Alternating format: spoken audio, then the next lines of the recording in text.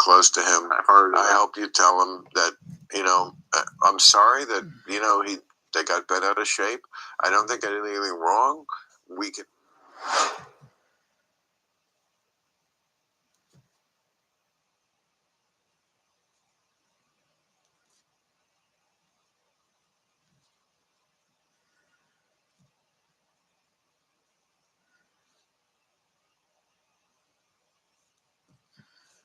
But let's listen to what Bill Maher has to say.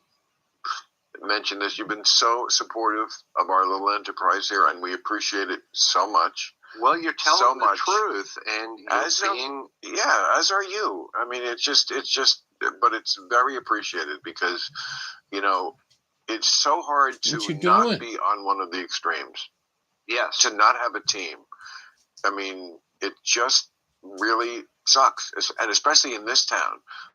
Where everyone's on one team, and it's not. I mean, as I always say to my woke friends, we voted for the same person. You're just why she lost, right?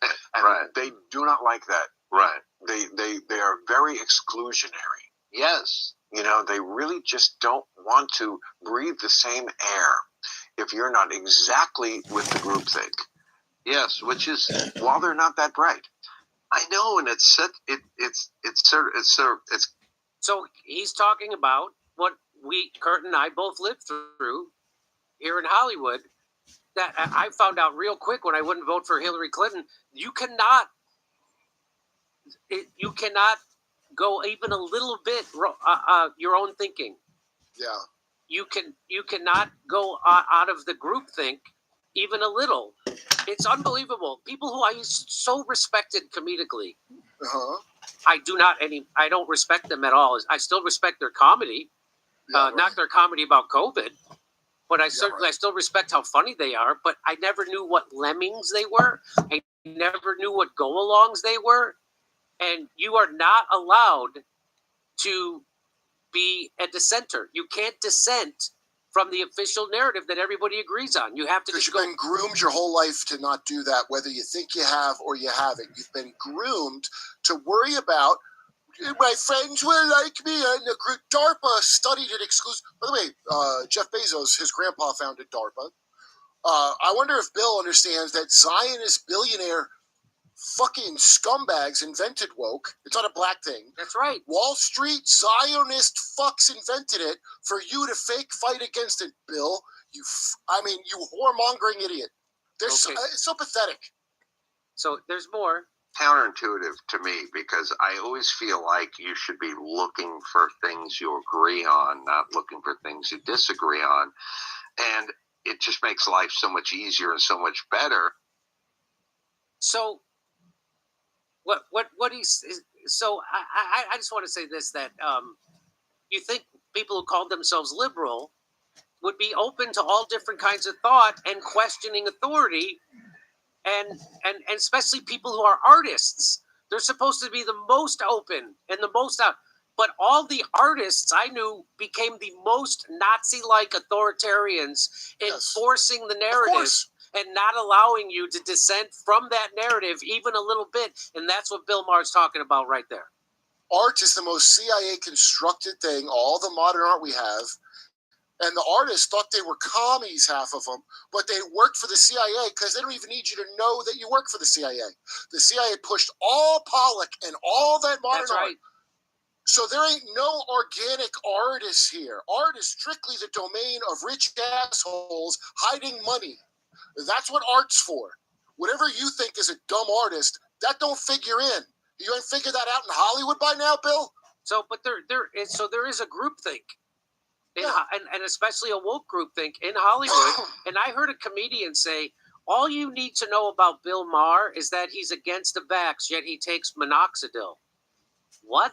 As if wanting the right to refuse a experimental medical treatment means you're against vaccines all the time for everybody. As if voluntarily taking a drug and being forced to take a substance into your body are the same thing. Well, your friend John Jacob Jingleheimer Schmidt said, arguably, it saved a lot of lives. Remember? Yeah, but they don't know anything, and they don't want to know anything. That's right. And they're smug. New York is filled with the most smug know-nothings I think I've ever dealt with. And now what I know, now that the files are out, my friends that are there, I'm very curious how they are not livid because, they're connected and they're in the files. I'm in it because someone invited Epstein to a show I was on. I'm in it. I think for a similar reason. I don't know why I'm in it, but I'm in there. But here's Bill Maher. He's going to tell you how bad it got because he dissented on the COVID narrative, and Jimmy Kimmel cut him out of his life. Oh, what a shame! I know. Listen to this. And Jimmy Kimmel, he's very mad at me, and I know you're close to him. I hope you tell him that, I'm sorry that, they got bent out of shape. I don't think I did anything wrong. We can have disagreements. I agree. I mean, you and I don't. I mean, Jimmy Kimmel is one of the nicest guys who's been to Epstein Island. Am I wrong? His chefs are. Hey, does his chef make jerky? I don't know. His best friend is Jeffrey Epstein's chef. Yeah, I know. That's a fact. I know that. I don't know if Jimmy Kimmel's ever been to the island. I'm making a joke. Well, I'm sure most of these people are MK Monarch mind slaves. That's why they sound like idiots when they talk. That's Hollywood. It was founded by psychopaths and the CIA and Kissinger and all of them. Most of these people have been through the program. There's almost nobody that just made it to the top. There probably is nobody. Okay, I'm not talking BC level actors. I'm talking about you, Bill Maher's. I don't know enough about Adam Carolla, but I know Jimmy Kimmel. I mean, you don't have a best friend who's a chef on Epstein Island if you ain't connected. Sorry. So let's listen to this without me stopping it. And Jimmy Kimmel, he's very mad at me, and I know you're close to him. I hope you tell him that. I mean, he should be friends with him because Jimmy Kimmel, just like Bill, won't say anything about the Palestinians. Yeah, you would think they could bond on their mutual hatred of Arabs. Yeah. I'm sorry that they got bent out of shape. I don't think I did anything wrong. We can have disagreements. No, I agree. I mean, you and I don't agree on everything. Look at this clash now, and yet we're cool. Like the Republicans are always. This is the difference between the right and the left. It bugs me so much. My tribe is supposed to be the left. But these are the people who just can't talk to you unless you're exactly there. Whereas the Republicans, they always fucking come to my show. John Kennedy from Louisiana was on last week. Yeah, took his beating like a man, like they all do. And we came across lovingly and smilingly and happily, and we can disagree. I agree. You and I aren't always completely on the same page, although we're very close because we're both smart John guys. Kennedy? But I just don't get that from and Jimmy. I'm sorry. I think this is one of the nicest guys. I did a mea culpa when we exchanged emails, not about what he was complaining about, but just saying sometimes I am a little brash about me when they compare me with the other late night guys, and I'm like, I'm not like you guys. I'm not. You could all exchange your monologues, all of you, and no one would know the difference in tone. It's 5 degrees out here, but watch this. Tap the logo and boom. Voila. You can feel it instantly. The whole palm warms up, but it's still super flexible. Great grip for snowballs, phones, steering wheel, whatever. And they're lightweight. What you doing? Not bulky at all. Winter game changer. Let me just power these on. If you're doing any outdoor work this winter and don't want to freeze your hands off, then these gloves might be for you.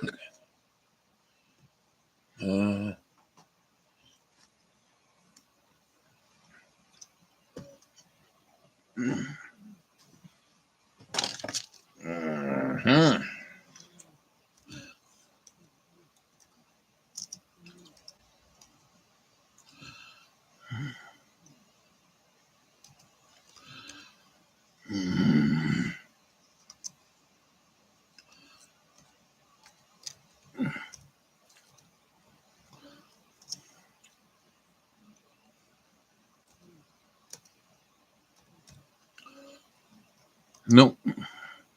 Nothing's coming up. Maybe that.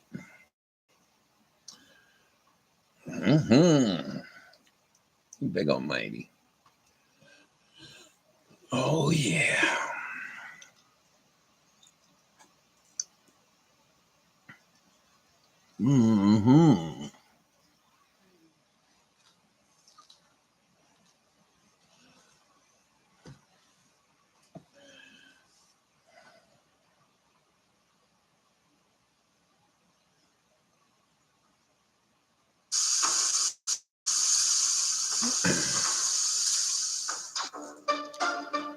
Oh, come on, man.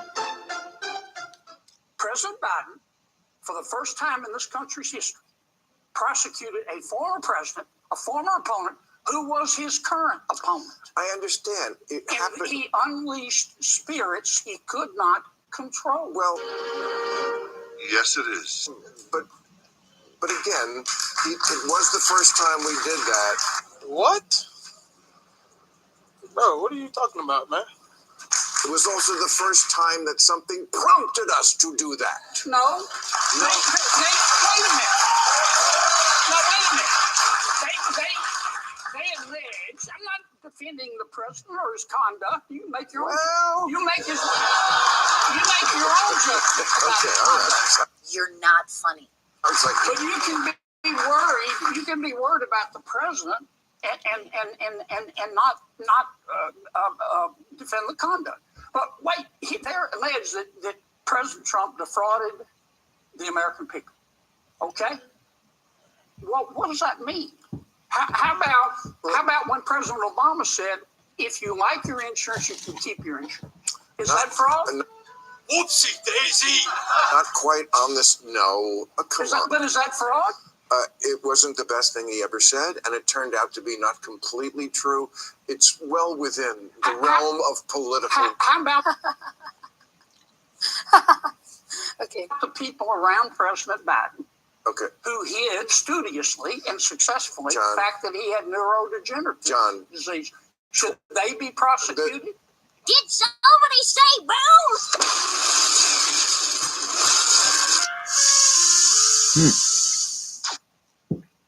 Why you mad?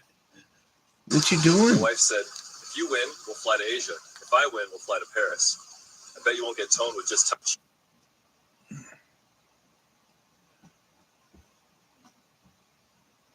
I'll try this.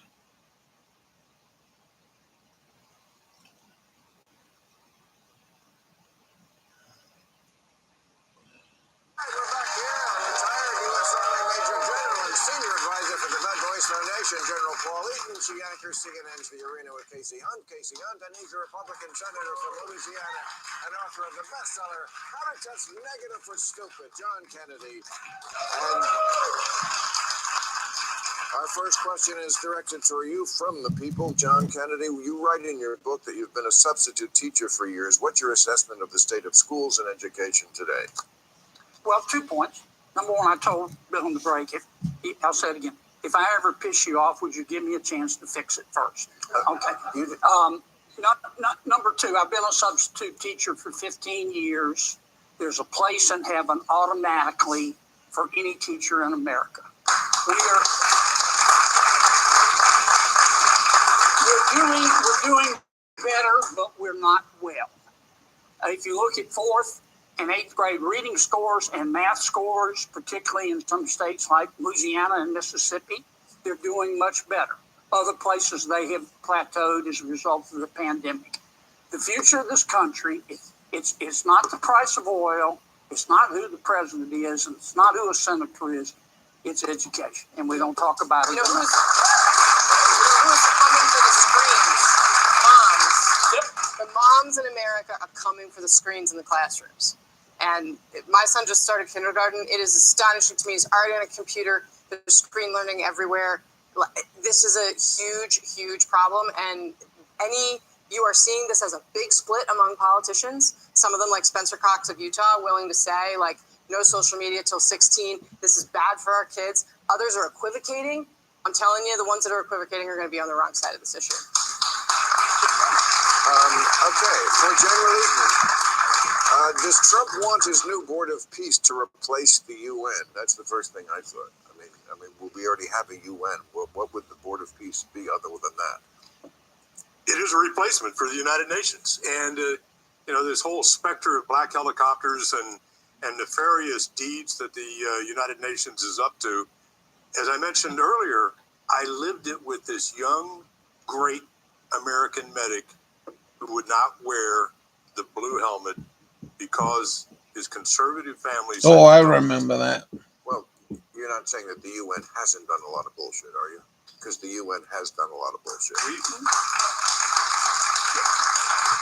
No doubt about it. I mean, not just a lot of sexual assault claims against some of the people who are the peacekeepers, but things like endless amounts of sanctioning Israel when plenty of other countries are doing way worse than Israel has ever done, and they don't ever hear about it. So the UN, I'm not saying we should replace it with the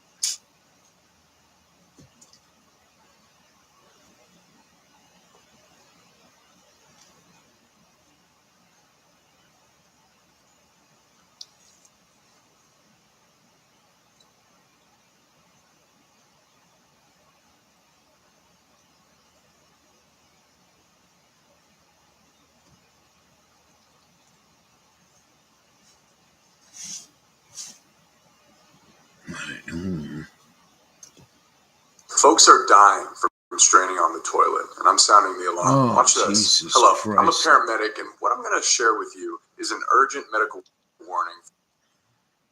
Welcome back, humans and fellow. All right, hold on.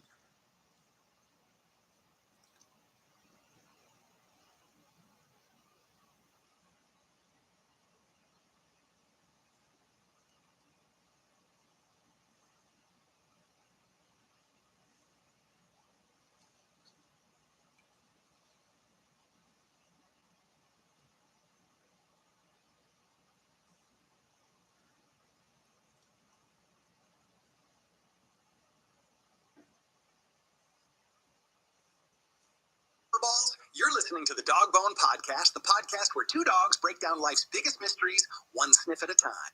Today's episode? Oh, it's a juicy one. We're talking about why your dog sniffs your private area and what it really means. Yes, you heard that right, Manal. Yes. This is the episode where we tackle the awkward truth behind our most infamous habit. But don't worry, we're not here to shame anyone. We're here to educate and probably make you squirm a little. Let's start with the basics, okay? Dogs sniff because it's how we understand the world. You read the news, we smell it. Your morning walk? That's my version of checking Twitter. We have up to 300 million scent receptors in our noses. Humans? Just 5 million. Bless your scent blind hearts. When we sniff something or someone, we're getting data, stories, health updates, even emotional status. So when we go in for a sniff near your private area, it's not because we're weird. We're just information gathering. Honestly, it's the most efficient place to get the full download. And that area happens to be a hotbed for scent signals. It's science, not scandal. If we wanted drama, we'd be cats. Okay, so here's where things get real interesting. Humans have apocrine sweat glands, and guess where a ton of them are located? Yep. In the private area. Yeah. Also under the arms, but you don't usually greet us with a pit wave. Those glands release pheromones. That's the chemical language of identity, emotion, and biological status. It's like smelling someone's business card, resume, and dating profile all in one go. So naturally, we go for the most info-rich zone. It's not personal, it's professional. Yeah. And if you're wearing yoga pants, yeah, we're probably getting high-definition scent access. Still, we get it. You humans get awkward, but please understand, when we sniff your private area, we're not judging. We're just dogs doing our version of saying, nice to meet you. Here's everything I know about you now. Now, here's the wild part. We don't just smell you. We smell about you. We can tell if you're nervous, sick, tired, pregnant, or even on your period. We can detect changes in hormones, illness markers, stress chemicals, all through scent. Some of us are trained to alert for seizures, cancer, or low blood sugar. Just from sniffing the right spot. It's important to remember that dogs aren't guessing. We're reading you like an open book. Only our eyes are in our noses. So do men and women smell different down there? Oh yeah, big time. Different hormone patterns, different biological cues, different stories in the scent. For example, women's scent shifts during menstruation, ovulation, and pregnancy. We can often tell before they even know it themselves. Yeah. One time I wouldn't stop sniffing my owner's girlfriend. Turns out she was pregnant and didn't know yet. Typical Labrador behavior, helpful but chaotic. Look, let's be real. We know it feels weird when a dog sniffs your private area. You tense up, laugh awkwardly, maybe push us away. But from our side, it's the equivalent of a polite handshake. And just with extra honesty. Humans use words, we use scent, so we're not all the same. Isn't that fun? And it's not like we're doing it to embarrass you. We're just curious. We sniff dogs. We sniff trash. We sniff your gym bag. You're honestly the cleanest thing on the list, believe it or not. But yes, boundaries matter. And if your dog is making guests uncomfortable, it's okay to step in. We don't have to sniff everyone's private area, but we will if you let us. So it is important to set limits there. Now, if your dog won't stop going for the private area, it might be more than curiosity. Persistent sniffing can be a sign of anxiety, overexcitement, or medical sensitivity because, as we said, we see through our nose. It's especially important if your dog starts acting obsessive, like blocking someone's path to sniff or growling when pulled away. That's when behavior training comes in because we don't want this behavior to become more intense. We love sniffing, but we also love treats, kind of. You can train us to redirect that behavior with food, toys, or praise. I personally would trade a sniff for a peanut butter Kong any day. Same here. You can teach a dog to greet politely, nose to hand instead of nose to, All you have to do is start young, stay consistent, and keep it respectful. So here's your crash course. When your dog goes in for the private area, give a command like leave it or off. Then redirect us to a sit, a sniff of your hand, or even a toy if we do what you say, of course.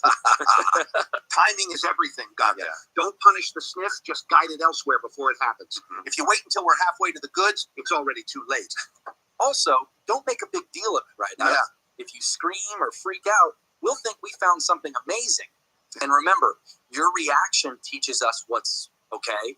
Calm, consistent correction works better than drama. You know what's funny? In some countries, people don't freak out as much when we sniff their private area. It's like they understand dogs are just being dogs. No shame, no scandal, just a quick scent check. Exactly. In parts of Europe, people are more relaxed about canine behavior in general. Meanwhile, in North America, a sniff to the private area can shut down a whole dinner party. I once tried to greet a tourist from Sweden, and they just smiled and said, "Hey there, little friend." Meanwhile, someone from Ohio screamed like I was a raccoon with a knife. Cultural norms matter. How people react to dogs and what they expect from us can vary wildly. But no matter where you're from, understanding why we do what we do leads to better relationships. So whether you're from Berlin or Brooklyn, just know we mean no harm, and we're not being rude. We're just trying to learn your story from the bottom up. Okay, before we end, there's one thing humans almost never talk about, and that's scent memory. You think you recognize people with your eyes? We recognize them with our noses, sometimes years later. One quick sniff near the private area, and boom, we remember where we met you, how you felt, even if you gave us snacks or ignored us.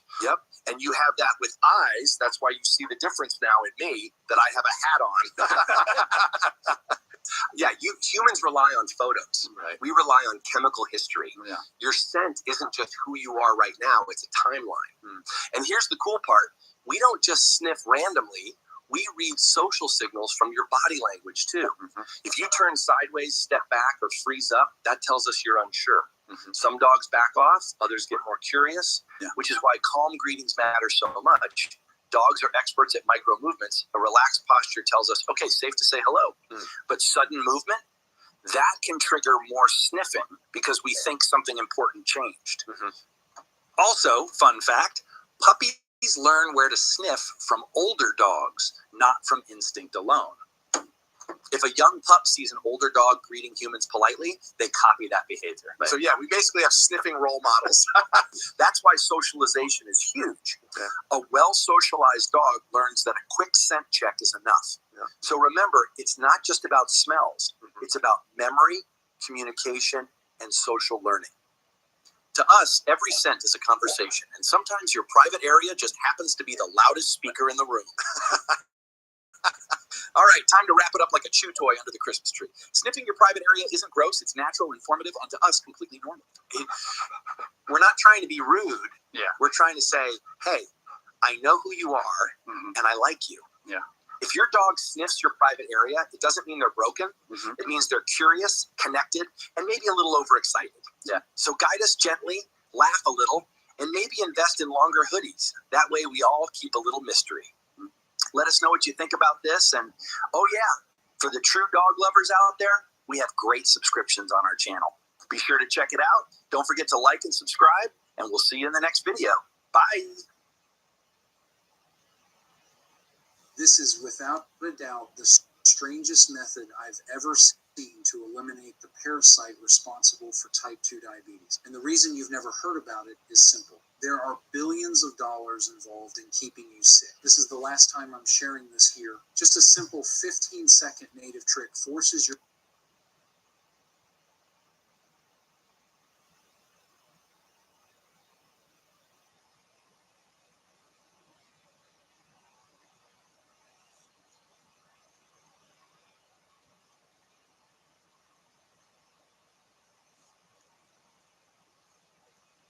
Did you know that sugar combined with cinnamon and apple cider vinegar can make you forget you ever had type 2? This is the strangest method I've ever seen. What happens when you...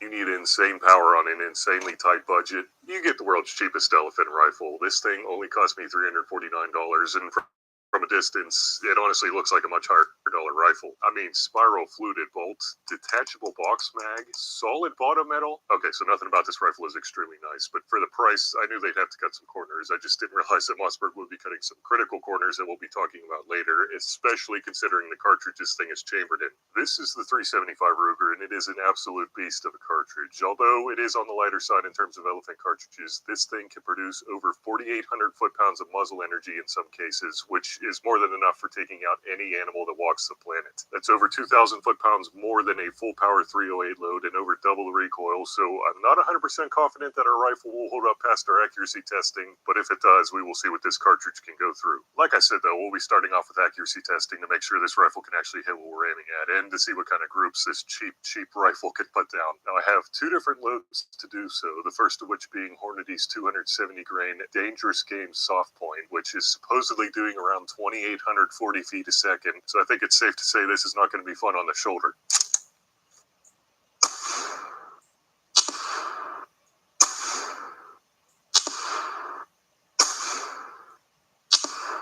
Okay, so velocity-wise, we have a very good standard deviation, but that velocity is quite a bit off the box numbers. Definitely not the best I've seen at 60 yards, but not too bad, I guess. Wait, Terry, you think you could shoot a better group than that? You know what, I am just going to ignore you today. Let's get a tape measure on this group and kind of see where it's coming in at. All right, so it looks like center to center is about 1 3/8 inches, maybe a little bit less than that. I mean, for how cheap that rifle was, that's really not too bad, but maybe it prefers the second load we have coming, which is a 300 grain, or Hornady Hornady's 300 grain soft point. Should be doing about 2,660 feet a second. Again, it's below freezing out here, so I'm not sure how that's going to affect the velocities or anything.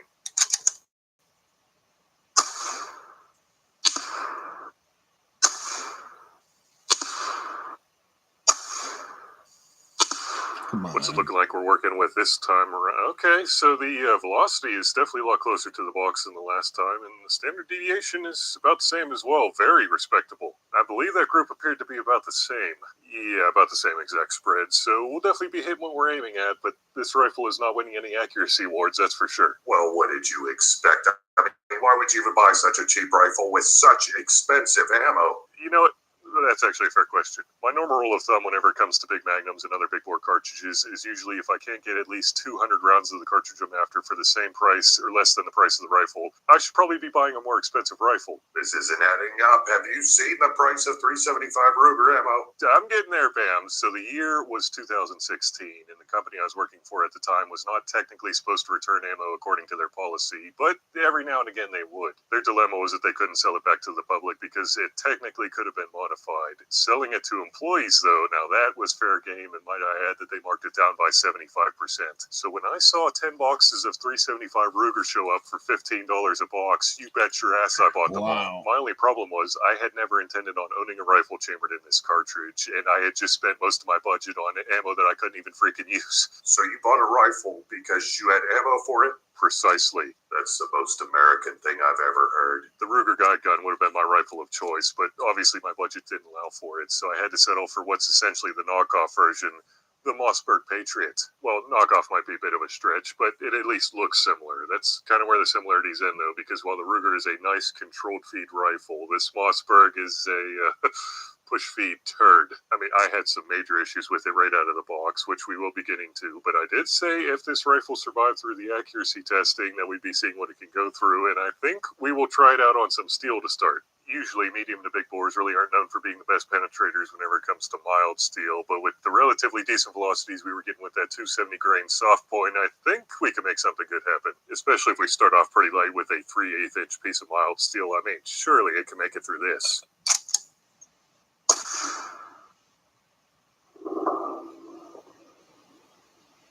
So on a scale of 22 LR to 50 BMG without a muzzle brake, I would say this is probably somewhat close to a 3-inch 12-gauge slug. I don't know, that just is what it's reminding me of. What do we have here? It appears to be a very nice clean hole. It is indeed a very nice clean hole. I could see straight to the back, and it appears to be a perfect pinky-sized hole. Well, not quite perfect pinky size, but decent enough and extremely decent penetration. Well, I guess that means we need to step up the thickness, but before we do, I wanted to let you guys know that I am one of the unluckiest people whenever it comes to credit card theft. Yeah, right. I mean, I've had my numbers stolen 5 separate times within the last 10 years of owning a credit card, which equates to included. So will the 375 Ruger be able to do it? 1/8 inch plate, because we had bullet was on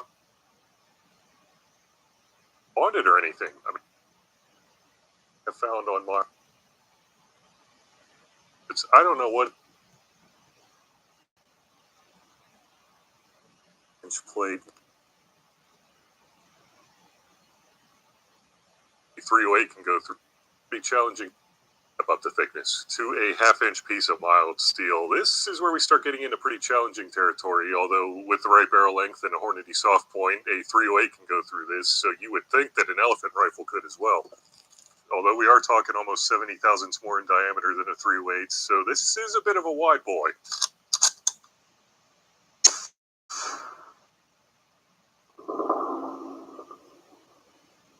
If I'm seeing that correctly, it looks pretty good to me. Oh yeah, it went straight through this 1/2 inch plate. Massive freaking hole. Looks very clean as well. Let's see what the that is a perfect size pinky hole right there. I don't know if that means good things for stepping up the thickness, but guys, let me tell you, these Hornady soft point bullets, I don't know what it is about them, but they are some of the most impressive bullets I have found on mild steel. Something about that exposed lead tip, but they aren't even bonded or anything.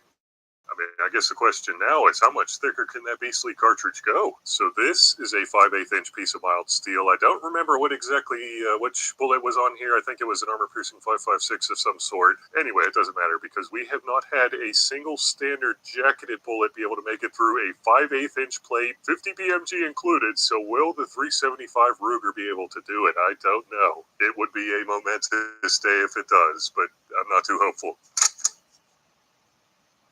Start your mornings with a special chair Tai Chi program focused on muscle strength building, adapted for men over 60.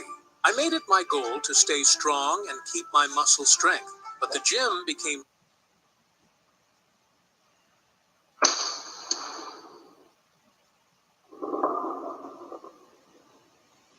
Oh yeah, that definitely didn't go through. So shoulder, it looks like you get a bit of a break, at least until the next target, that is. Look at how freaking massive that crater is. That's going to be a thumb crater, right? Well, yeah, definitely not a thumb crater. Let's check out the pink. Oh my gosh, that is so freaking comfortable. So deep as well. I'm almost curious to see if it was poking out the backside here. Yeah, there's just a massive bulge. I mean, obviously I would not want a 270 grain soft point for a real elephant, but if that elephant were covered in, mild steel, or if it was a robotic elephant, then maybe I would. Not like I ever intend on shooting a real elephant, but if I did for some reason, for, self-defense or something like that, it would most likely be with this 300 grain DGS, and I'm hoping that this elephant skull representation will showcase why. So basically we have a 1.57 inch thick piece of concrete acting as the front portion of the elephant skull. It's followed up by 16 inches of ballistic gel. If it can make it through that, it gets to the second portion of the elephant skull, which is the same exact thing as the front. I don't know for sure that it'll make it through this, but it better at least get to it. And if it does go through for some reason, we have a 6x6 piece of pressure treated lumber to tell us. You guys, I don't want to say that I'm shocked, but I am entirely surprised that the rifle has held up as well as it has to this point with all the issues I had to start. I mean, as soon as I pulled this thing out of the packaging, the first thing I noticed was that the coating on the outside of the laminate was already starting to chip off. I was like, I know this is a cheap rifle, but come on, I literally just pulled it out of the packaging. So I contacted Mossberg to see what they can do, and they were like, sure, no problem, just send in the stock. I was like, easy enough. So I went to pull the action for the first time. The rear screw came out fine, but as soon as I went to loosen the front screw, it snapped. One of the screws that holds the action into the stock of this freaking beast. Yeah, it snapped from what I'm assuming was a heat treatment. And to make matters even worse, it snapped flush with the action. So I was like, Mossberg, you know what? I am just sending in the entire rifle. To their credit, they did fix it, no questions asked. And it seems like the first screw that I received was a fluke, luckily. I mean, don't get me wrong, it's always at the back of my mind that the screws could still fail whenever I'm shooting this piece. But all things considered, this really does make an excellent beater elephant rifle. Don't get your hopes up, though, because they did discontinue this model, unfortunately, a few years back. But I did see that Mossberg is still chambering a Patriot in the 375 Ruger for some reason. It just doesn't come with the laminate stock or the iron sights, unfortunately. And it also costs about a Benjamin more. But still, good luck finding another rifle that will do what we're about to do to this elephant skull down here for the price.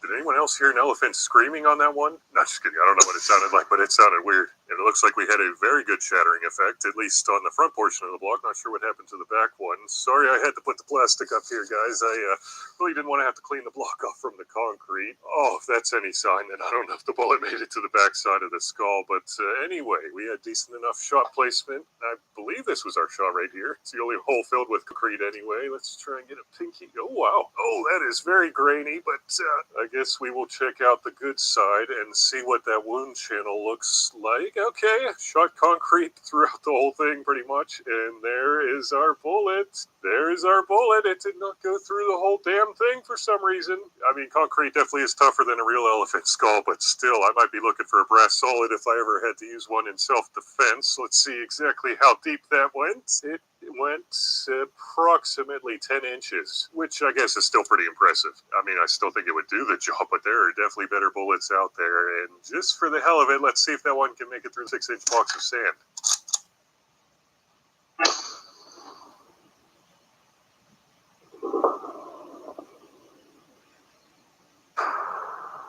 I think that load's putting out about 4,700 foot-pounds or so, which is impressive, but sand is a force to be reckoned with, so I really don't know what to expect here. Oh, unfortunately, it's already turned around, and it did not go through. Good shot placement and all. Well, I learned that I'm going to be going bullet shopping. I don't think many of these rifles are in existence, but if you ever find one used for some reason, good luck is all I have to say, and remember, don't let ballistics drive you bananas. And thanks again to Delete Me for sponsoring this video. Don't forget to check out the link in the description below.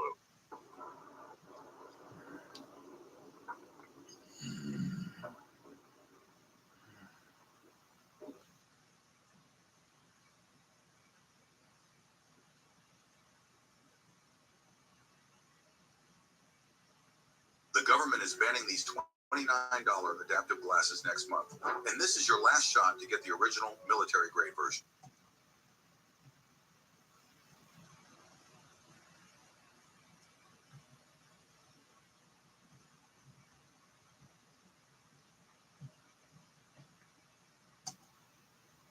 Hi, my name is Ben Walls. I'm a resident engineer for Maine DOT, and I'm here to give you a quick update on the Taconic Bridge project. We've got a 1-week full bridge closure happening in March, and then you should expect another full closure happening in May to do the paving on the new bridge. The project's currently ahead of schedule, and we're hoping to have traffic going across the bridge in both directions later this year. We appreciate your continued patience driving through the work zone. We all want to get home to our families.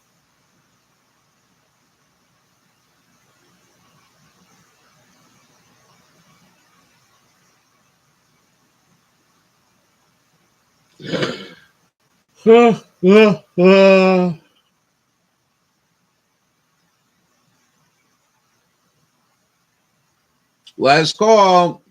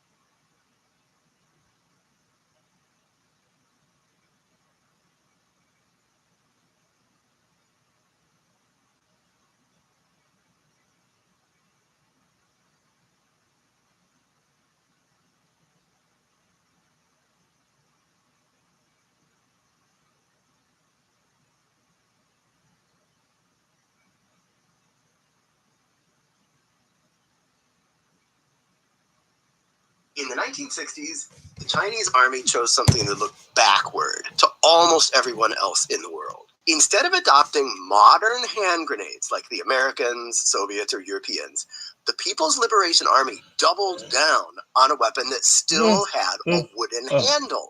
That was a design that dated back to the First World War. But it wasn't nostalgia, and it wasn't technological backwardness, and it certainly was not an accident. The wooden-handled grenade was exactly the weapon the Chinese army thought it needed for the kind of war that it expected to fight. To understand why, let's go back to the early decades of the People's Republic, when China's military planners weren't preparing for small border conflict, but for a great big industrial war of survival. In that imagined war of the future, factories would be bombed and supply lines would collapse, and millions of militia fighters would need a weapon that could be produced almost anywhere. That's how the PLA came to build one of the most recognizable weapons in modern Chinese military history, the wooden-handled stick grenade. What kind of war would call for a weapon like that? Well, in the 1950s and the early 1960s, Chinese military planners expected to fight a war much different from the limited border conflicts that they later fought, like with India and Vietnam. China believed that a confrontation with the United States or the Soviet Union would escalate into a big industrial war that threatened China's cities and factories and transportation networks. And during the Korean War, American air power had ravaged China's forces badly enough to convince many Chinese planners that centralized industry and logistics just might not survive in a future conflict. So based on that thinking, the PLA prepared for a war where weapons production might have to continue in dispersed workshops and small factories and improvised local facilities, even while they were suffering bombing and severe material shortage. And in that kind of war, weapons would have to be produced in enormous numbers for years on end. Why?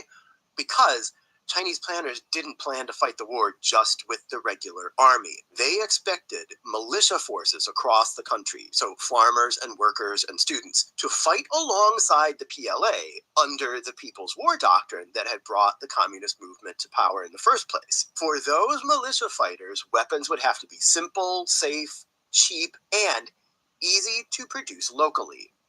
Once you understand the war they expected, then the grenade itself becomes much easier to understand. With those assumptions, their wooden-handled stick grenade made great sense. First, you didn't need precise manufacturing. You could cast the explosive bodies in small factories using simple molds and assemble the fuse mechanisms in other little workshops and turn out the long wooden handles with ordinary woodworking tools. That last detail about the woodworking mattered more than it might seem. China had plenty of cheap, low-grade wood and plenty of people who knew how to work it. How you doing? So making wooden handles didn't call for specialized machinery or scarce industrial materials. So production could continue even if factories got bombed. Oh, welcome. And with that simple design, the PLA could keep arming militia fighters safely and effectively. Next, the long handle also helped militia fighters use the weapon safely and effectively.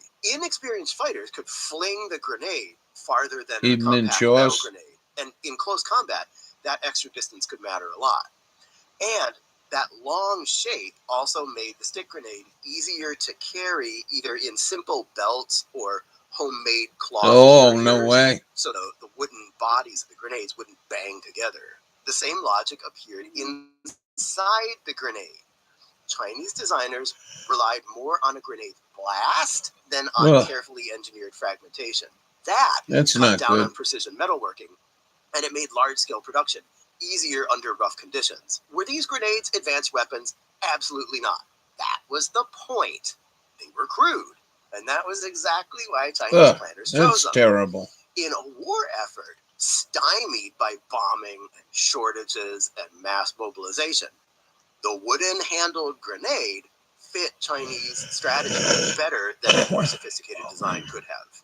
Next, the importance of the grenade gets even clearer when we look at the militia forces that the PLA expected to rely on. Throughout the 50s and 60s, China organized and trained militia units across the country. These were not full-time soldiers, nothing even close. They were farmers, factory workers, students, and local officials. They trained occasionally, but they were expected to fight. We went into town, got my money back, simplicity mattered a whole showed that lady the gasket material. She couldn't believe it. She could see it failed. In fact, they definitely wouldn't have access to ammunition. The militia unit probably I told her, I says, I usually got to chisel that shit out with a special tool I got. And they said, all I needed to do was wire brush it. It came right off. And we're at 72 degrees. I already turned the stove down once. They could stay in storage for a long time and still be ready to use. All right, how big am I and still be happy? Or just regular defensive positions. Grenades could be I called Will from Rutland, so we should be hearing back from him maybe Monday. That'll be cool on the live stream. With limited training. A coordinated volley of grenades could disrupt an attack, it could help defend a position, and it could buy time even when heavier weapons were unavailable. And in the logic of People's War, that reliability mattered hugely. Regular armies got pushed back. Then I took a break from going under. I gotta go under tomorrow, though. They would defend local areas, harass enemy forces, and generally buy time for China's industry and army to recover and regroup. So in that kind of war, the humble stick grenade became one of the most dependable weapons that the system could rely on. So for Chinese military planners in the mid-20th century, the stick grenades were something important. A weapon that could survive bombing and shortages and mass mobilization. So in theory, it was exactly the kind of weapon needed for People's War. But war rarely unfolds the way the planners expect. When Chinese forces entered modern conflicts in the decades that followed, the strengths of the stick grenade became clear, but so did its limitations. What are you making for dinner? Those later lessons then shaped how the PLA thought about grenades and militia forces and industrial warfare in general for decades afterward. In the next episode, then, we'll look at how those eggs gross are laying again. in training, Somewhat in nice. exercises, and eventually in real combat. 1,000 AI enable. The story of the PLA's grenades isn't just how they were built; it's about what happened when they robots for real. Deployed to Ukraine. Are you shitting me? Are you shitting me? All right. I've been watching the Russians.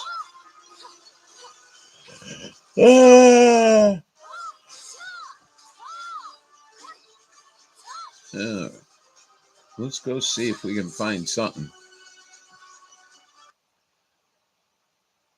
Oh, hi, Star.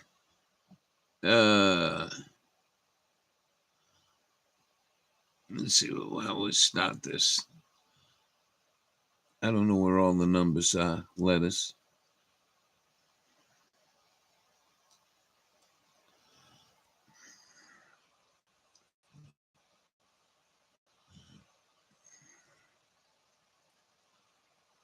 Come on, Ralph.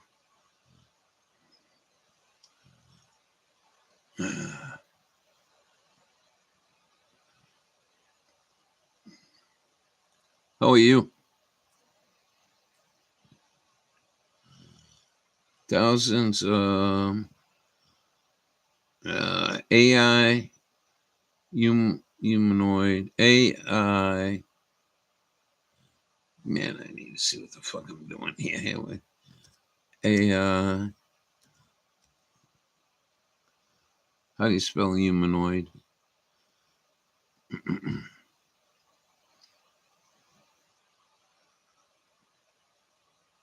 Humanoid. All right. Ralph Savin. Don't go nowhere. Oh, yeah.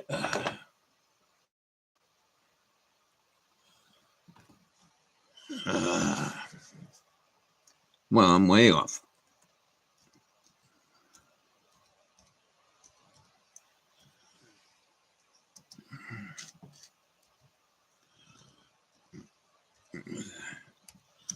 Gee.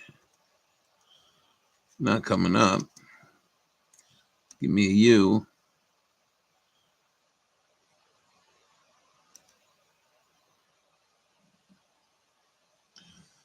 Yeah, maybe. All right, thousands. Hold on. I don't eat breakfast, so late lunch.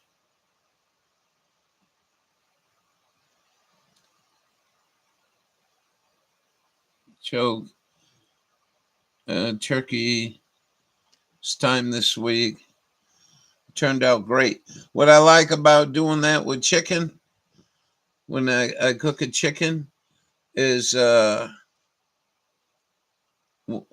I'm done eating a lot of the meat, I'll make a soup out of it. And I don't need to worry about the backbone bones. You gotta be fucking kidding me.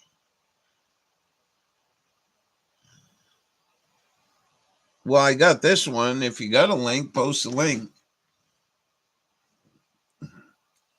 That's the one. What? How? Phase 44.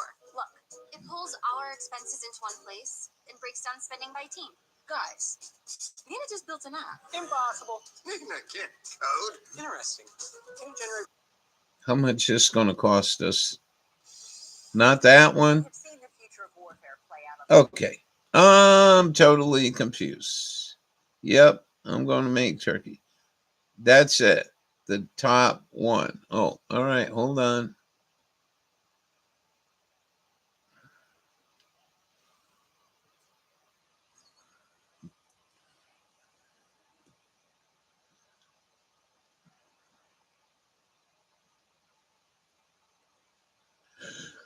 Oh, home on the range. Future Industries is developing humanoid robots built specifically for military use. The company is also scaling commercial deployment across the country in manufacturing, including in the auto sector. Joining me now is Foundation Future Industries CEO, Sanket Patek. Sanket, great to have you this morning. Thank you so much for being here. First, let me get your reaction to what you heard from the Microsoft AI CEO, that all those jobs are turning to automation. You also have the CEO of Anthropic, Dario, who also made a similar comment. He said, and he's probably like the most safety-focused CEO in the AI industry. He says AI will eliminate 50% of entry-level white-collar jobs within 1 to 5 years. Your reaction? I heard that. I need to take a break. And I actually agree with him. I'll be right it back. Seems like increasingly more and more any kind of work Ladies out the door before I am. Anything that does not require high amounts of intellectual skill set, or even things that require high amounts of intellectual skill set but can be learned with a lot of data. All of those jobs are potentially going away, and all of them will be automated with humanoids or other forms of robots. Well, this is a big statement. What are we supposed to do about that? How can people arm themselves with the right information to actually survive and potentially thrive in this new era? I mean, this is, Maria, I think this is as close to the singularity as we can be. Like, I personally struggle with this question a whole lot as well. I don't think there's a way to stop all of the AI development unless everybody decides to stop at the same time. China would not decide to stop. The US, for that reason, would not decide to stop. So this is an inevitable shift in how our economy is going to work and how humanity is going to work. And it's quite a hard question. Like, I do not know what the purpose or the day-to-day of human street looks like.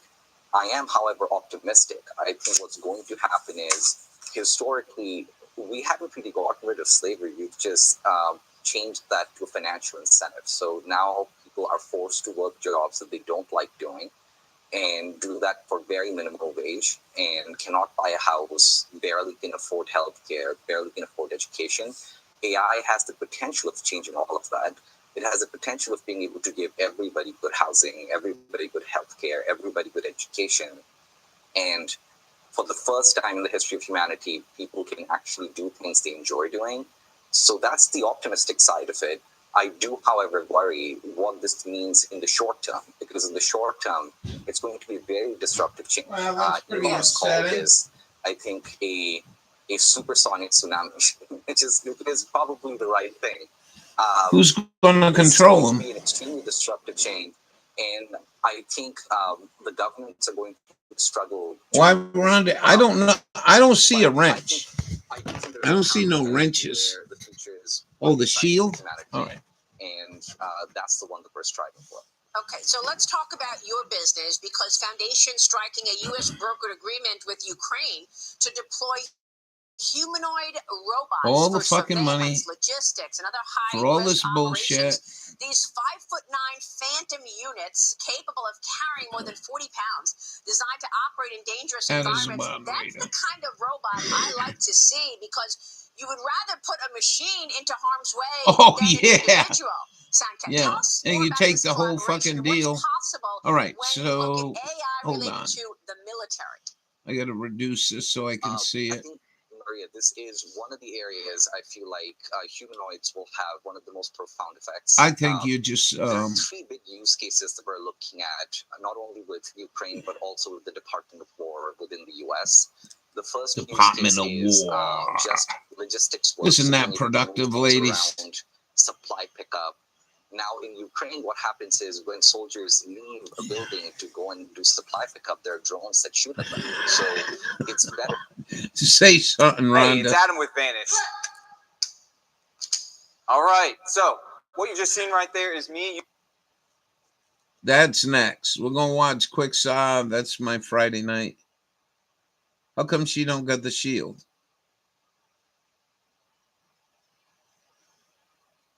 Oh, thanks for informing me. I still don't have thumbs down. Leslie says she's got thumbs down showing. Yeah, I agree with you. But you can't tell them Jews that. We mean you want in blue. What are you, Democrat? Let's go watch some Boom Boom Boom. I normally don't play this, but we'll play some Boom Boom Boom. I didn't see it, so we'll be watching it together. Oh, do you remember the Thunderbirds? You don't see thumbs up either? Do you remember Thunderbirds? This is a pretty cool channel. If you were, I like the Thunderbirds. I grew up with them. And it's Century 21 Films. Yeah, I know what you meant.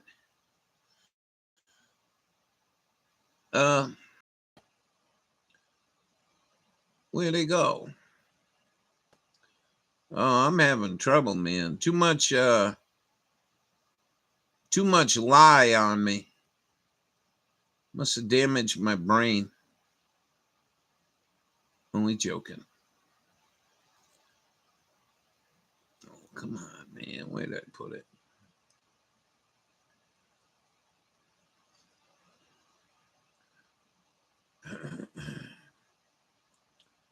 Tomorrow, Croatian.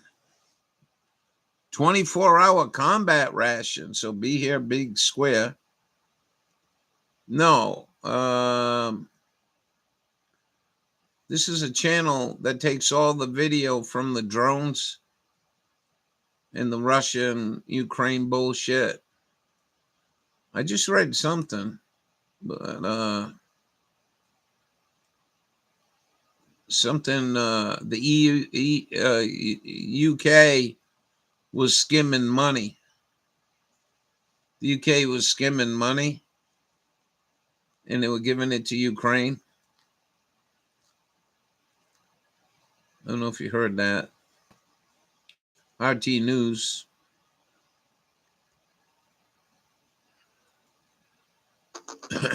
Russian FPV drone operators launched fierce attacks on positions held by Ukrainian infantry. It's a real trip, man. It's a real trip. They don't. These are Ukraine. The Russians shoot at them. Oh yeah. The Zaporizhia front. Boom. New FPV drones were carefully prepared for each infantryman. They're not even using bullets. Boom! A Russian reconnaissance UAV detected 2 Ukrainian infantrymen. It prepared their coordinates. Then, a kamikaze UAV arrived, and the mission was completed.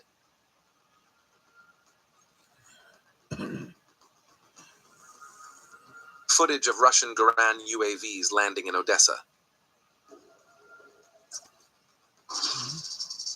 Oh, so these drones, some of these drones are fiber optic. It's got a fiber optic tail that spools out the back of this thing. And so the Americans or the Ukraine, whatever way you want to look at it, can't jam it with radio signals. Ukrainian soldiers surrendered to Krasnoarmeysk. So they got this high altitude drone watching the movement. Fighters from the center group forced the enemy to surrender. The following items were given to the surrendering soldiers to help them survive there for a while. They dropped a few bottles of water by drone, but of course, not everything could be saved. 2 sausage sticks, maybe 2 loaves of bread, 4 chocolates, sugar, coffee, tea. It was enough. The Russians are dropping. They surrendered. The Russian FPV drone pursued 2 enemy infantrymen and ultimately captured one of them. Perhaps if they had stopped and fired, yes, they could have shot down the drone. Stopped and fired. Boom! The latest situation in Kiev. Russian Air Force attacks continue day and night. Power outages sometimes last for days. There are also natural gas outages. It's really sad. You know, it's winter Currently, there. Electricity and natural gas are being cut off. And I'll tell you something. I was a good winter soldier, man. I really was. When we went up to Fort Drum, man, I shined like a shooting star. But 331. A year or 2 years living like the this. FPV calculations of the Kostroma fleet. Uh-oh. The fuel tanker delivered Boom! fuel to Kherson and was immediately destroyed. Don't forget to leave your opinion about the video in the comments, subscribe, and like. Destruction of the Ukrainian armed forces logistical infrastructure. Well, they're starving so bad. Konstantinovka being destroyed using FAB-3000 bombs and KH-38 missiles.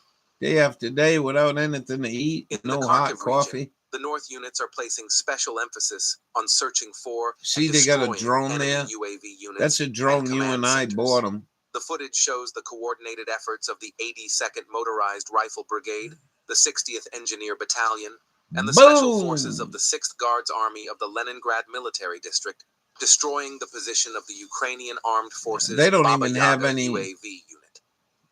They don't even have my job no more. A 2 S-22 Bodana self-propelled howitzer belonging to the Ukrainian Armed Forces in the Zaporizhzhia region was hit by Russian Lancet barrage ammunition. Boom! That's white phosphorus.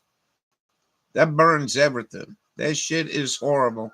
And the Jews used it on children. Svarog unit FPV operators are once again showing footage of their work targeting the Ukrainian Armed Forces logistics operations in the direction of Konstantinovka. That little cross right there, vehicles, ground all they got to do is hold it on a target from way up high. Look at this. It's an automated Cargo wagon. Was delayed and logistics delivery was disrupted. All they got to do is hold it on a target anywhere, and then the artillery fires, and it flies right down on that electronic X. warfare station was destroyed by a fiber optic drone. Boom! There goes your Nissan we A bought Russian them. Molniya 2 kamikaze UAV struck a temporary staging area for Ukrainian forces. A fire broke out. Get at least 1 or 2 of these every Another day. Ukrainian shelter was destroyed in an attack carried out with a fiber optic FPV See, drone. this is a fiber optic one. In Zaporizhzhia And they Oblast. fly. They fly managed to around fly the without twigs. touching the bushes. In the bushes, just like he just said. Boom! Many of them already been. Have you heard about Power Roofing? We need 50 homeowners in your area to trial this radically Oh, anyways, simple new roofing talk service. about There's no robotic house to warfare. Sumi direction. Zala's calculation. Rubicon Center detected an APKWS-equipped air defense missile system mounted on a DAF truck 47 kilometers from Luhansk. According to the calculation, 47, that's the air like defense 27 missile system miles. was hit by a Lancet complex. And they The fly a target was drone there. successfully hit. Bunch of rockets are going off. What a mess. Oops. 2 Ukrainian soldiers in the back of a truck in the Kharkiv region opened fire to stop a Russian FPV drone, but failed. A second Humvee was destroyed within 24 hours. 6 soldiers lost their armored vehicles in the Nechvolodivka There goes your area. Humvee. Now, you know what? Two enemy infantrymen hiding They'll behind leave the concrete doors walls open. in the direction of Konstantinovka. They'll leave the doors open and they fly inside the Humvee and blow it up from inside. Russian If I'm fiber gonna optic get FPV drones captured both infantrymen. incandescent light bulbs. Well, I've been using this one. Good morning, sister here. Boom! We're watching Ukraine's getting beat up. Oh, you got it already? Ukrainian armored You gotta convoy be near shitting Fukitall me. is attempting to open a gap at the junction of the Leslie took a Zaporizhzhia little and longer. Dnipropetrovsk regions. To this end, it is claimed that the Ukrainian armed forces assault and airborne units have concentrated there. In recent days, attempts to open gaps have been reported You in take the that directions of Ternopate, and you can light it with a Pershovnev, cigarette and lighter. They're not very big Velikomihailivka pieces. Berezove. The tactic of 3x4 armored Hold vehicles them with an has old not pair been of successful. tweezers, and boy, they The smell vehicles good. come under fire and are destroyed, I while the miss that. infantry disperses into the wooded areas. Several such attacks were recorded over the past week. The result is the same.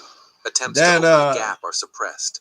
That green leafy stuff is very old. We were talking about that. How Reefa can become age like a fine wine.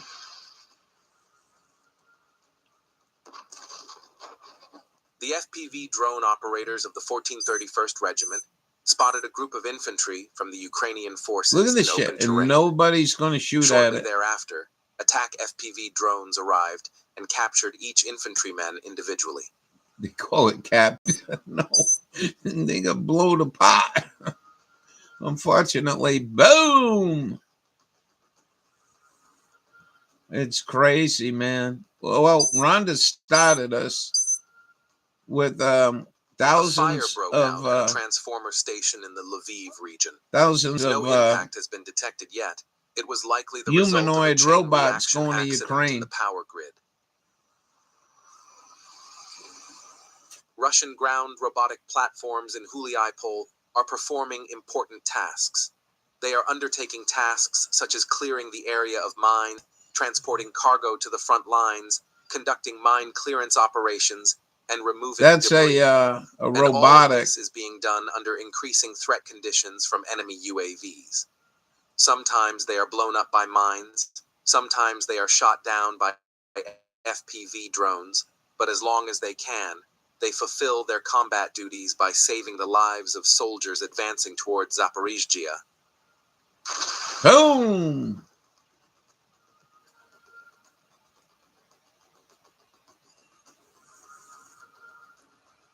The 217th Regiment's Guard paratroopers.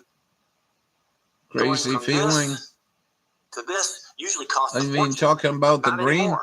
If your cabinets look like this, you need to I see had this. several people tell Pour me. the oil onto a pad and apply it to your cabinets. And rub Very it simple too. Yeah. Troopers The destroyed deer a ate the thing. well-camouflaged enemy mortar. It was I'm about not really sure it was feet. good or not, It actually. came out. It was all eaten down. I just said, well, do the best you can. Boom! You should see when they hit a ammo Ukrainian dump. armed forces trenches and electronic warfare equipment in the village of Gorsk were destroyed.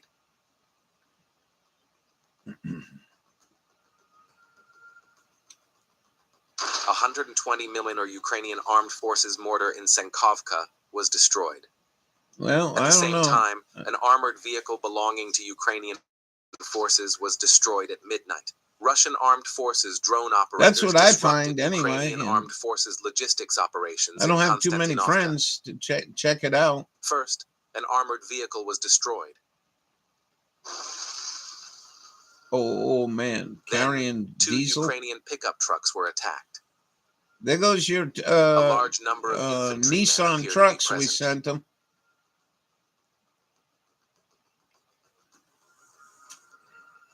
Kherson front.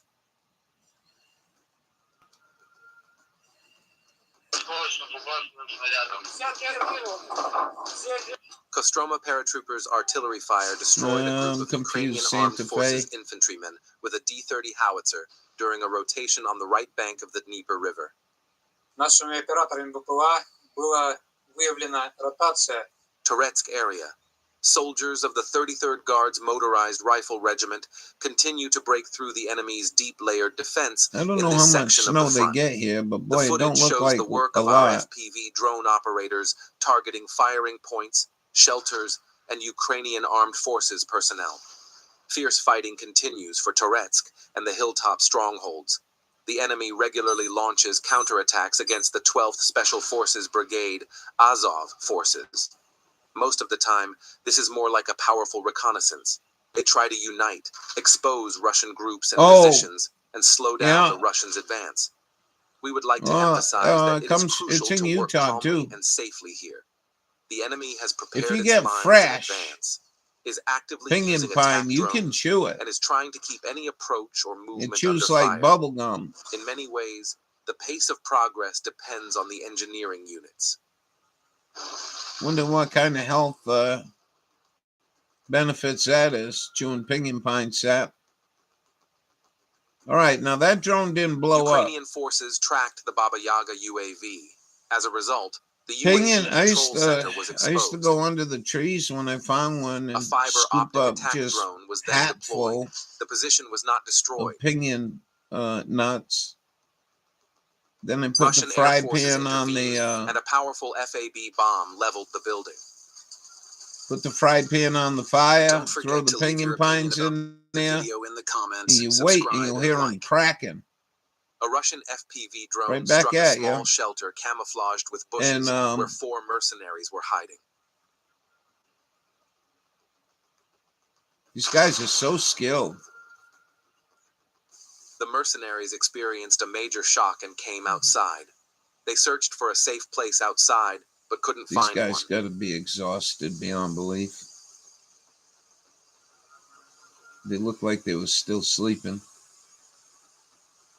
taking a break. The FPV drone. This is how you protect your house and family from dangerous intruders. This new subscription-free mini Wi-Fi camera So is they changing crack. homes. They crack open. Then you let them Drones cool that down and followed you can found peel the them. mercenaries one by one. On the Eastern Front, UAV operators fired TM-62 anti-tank mines at the Ukrainian soldiers' shelter. The powerful explosion completely destroyed the shelter. Boom! A Russian UAV operator spotted 3 Ukrainian infantrymen traveling in an ATV. Then it happened. The drone destroyed the vehicle. It's really wild that they don't even try to fight back, shoot the The drone. 6th Army's transport vehicles have been destroyed. I think they're UAV really good. operators finally destroyed an enemy truck in the Kupiansk region by setting it on fire. You're not coming back? We're not going to watch this. Russian FPV I got a real drone good one to operators go. disrupted the rotation of a group of infantrymen hiding in Come a back basement. when you're done. 2 Let us FPV know you're here and drones we'll play destroyed the other basement. video. But this is what's going on. All our money. Then the movement of other infantrymen nearby was revealed. As a result, the house where they were hiding was destroyed. A Ukrainian soldier hid behind a tree. The Russian operator spotted the soldier and quickly flew over to him. The Ukrainian soldier tried to destroy the drone with a light weapon, Well, but good was night. unsuccessful. The drone Thanks for crashed stopping into the tree in. and Tell exploded. Star I said hello. A video has been released showing Ukrainian What a trip kamikaze that dog UAVs is. attacking 2 S-300 Tru-400 launchers near the village of Revka in the Belgorod region. The launchers were in motion, and the UAVs first attacked the first vehicle, then the second vehicle, which had stopped. As a result, one was destroyed, and the other was seriously damaged. UAV operators attached to the 38th Brigade of the 35th Army are neutralizing enemy infantry in the Zaliznikny area near Huliaipol.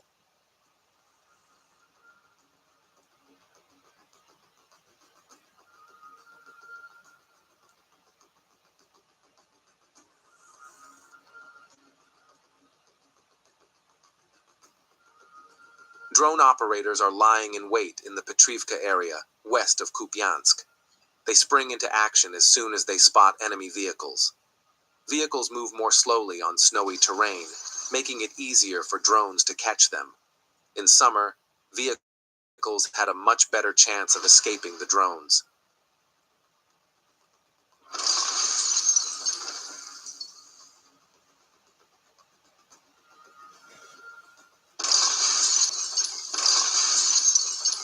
Some of these detonators are pretty cool. They're just 2 rings of Kharkiv copper direction. wire. The footage shows Russian FPV drones destroying numerous armored vehicles, trucks, pickups, and robotic platforms in a short period of time. Even though Ukrainian forces have covered the roads with nets, these are not enough to stop the Russian drones. Don't forget to share your thoughts about the drones in the comments.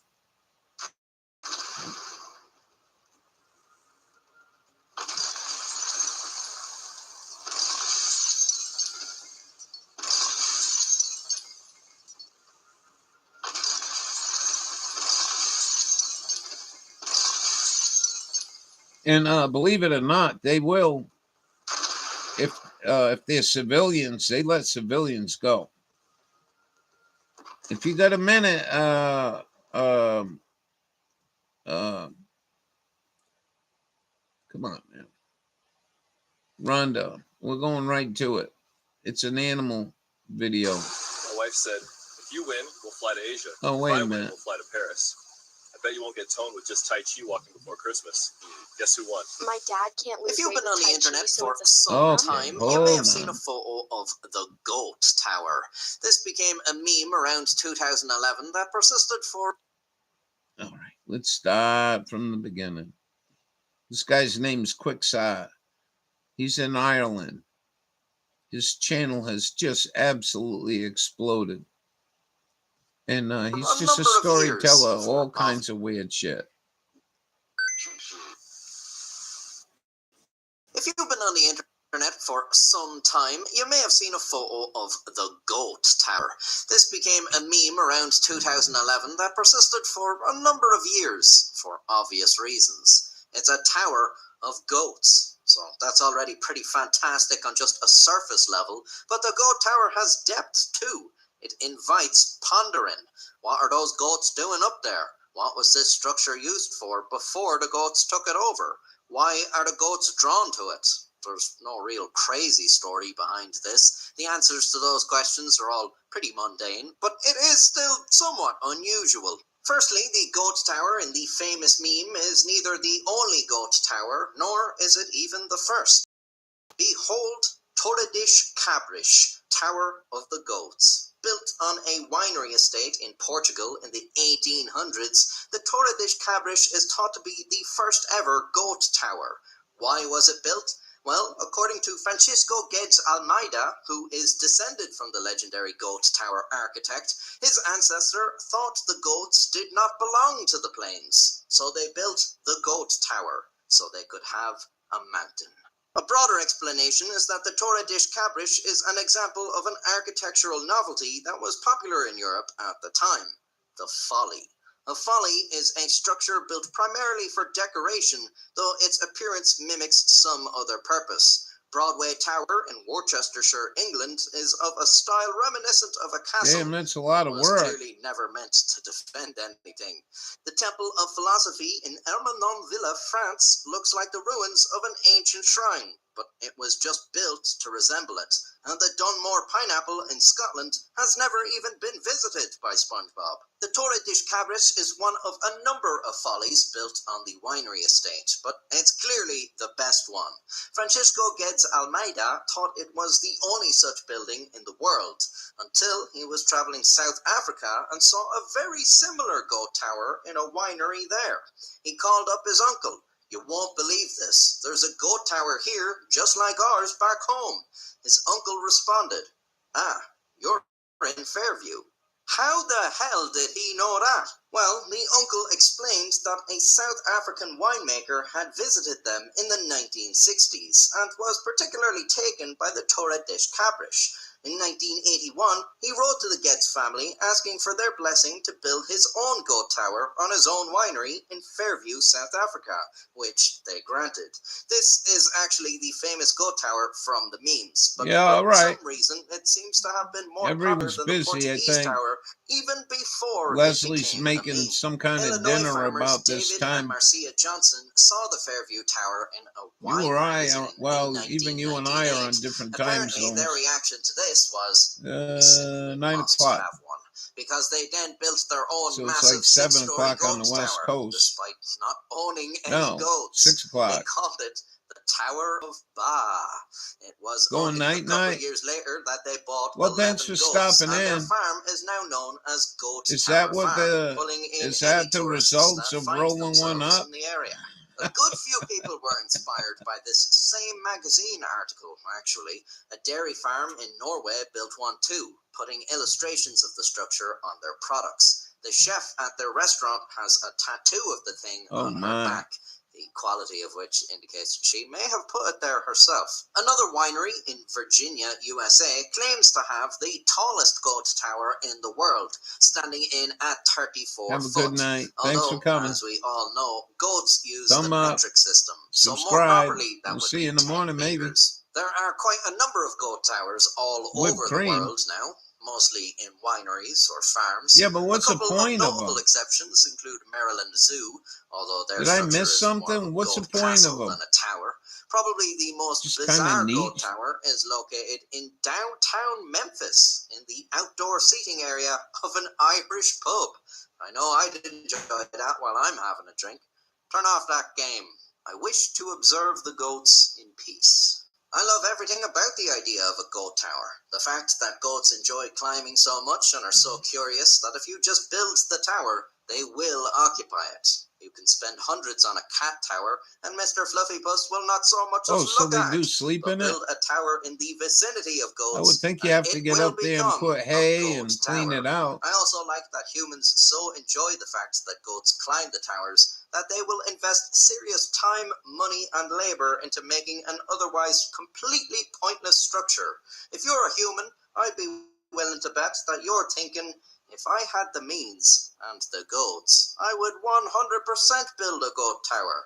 And I do hope that perhaps this video Is there a reaches goat at least tower one in my person who forecast? does have the means, and also the goats, and will build a goat tower, purely because they just learned about goat towers from this video.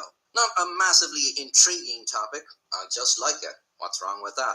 If you liked this video, I do have more, and most of them are a lot stranger, weirder, and He's wilder got some than really this. cool You can subscribe videos, to see man. more in the future and join the channel This membership was the so one that where I we get all your learned money. about Pervitin, crystal Anyways, until next time, methamphetamine. stay safe.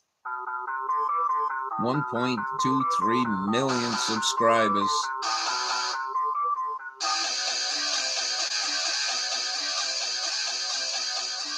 I don't think I can do this.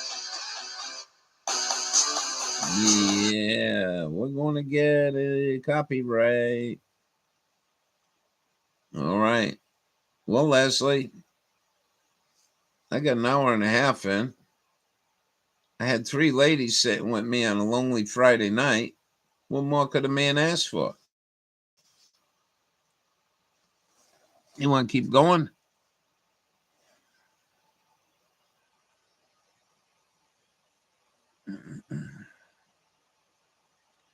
Because I think that's all I got.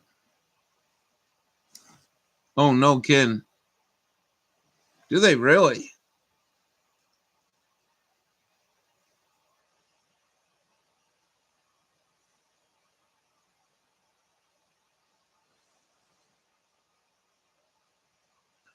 Who the hell's Nancy Guthrie?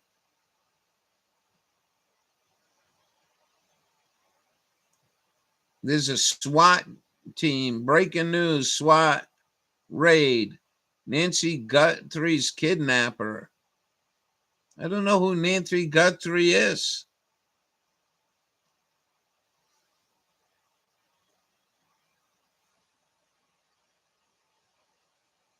Well, I really don't want to watch that.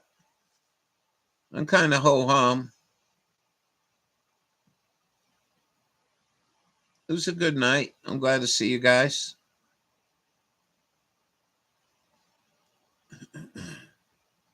We'll see you in the morning. Her name is Nancy Guthrie.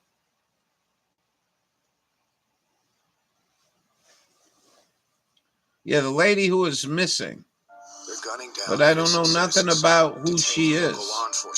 I looked her up. Wrote the bill to increase ICE funding with no restrictions, no restraints. You've been watching all day. Who the hell was she? And hold ICE accountable.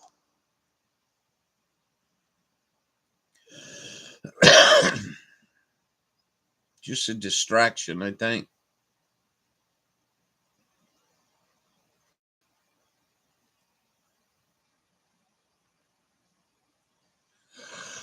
How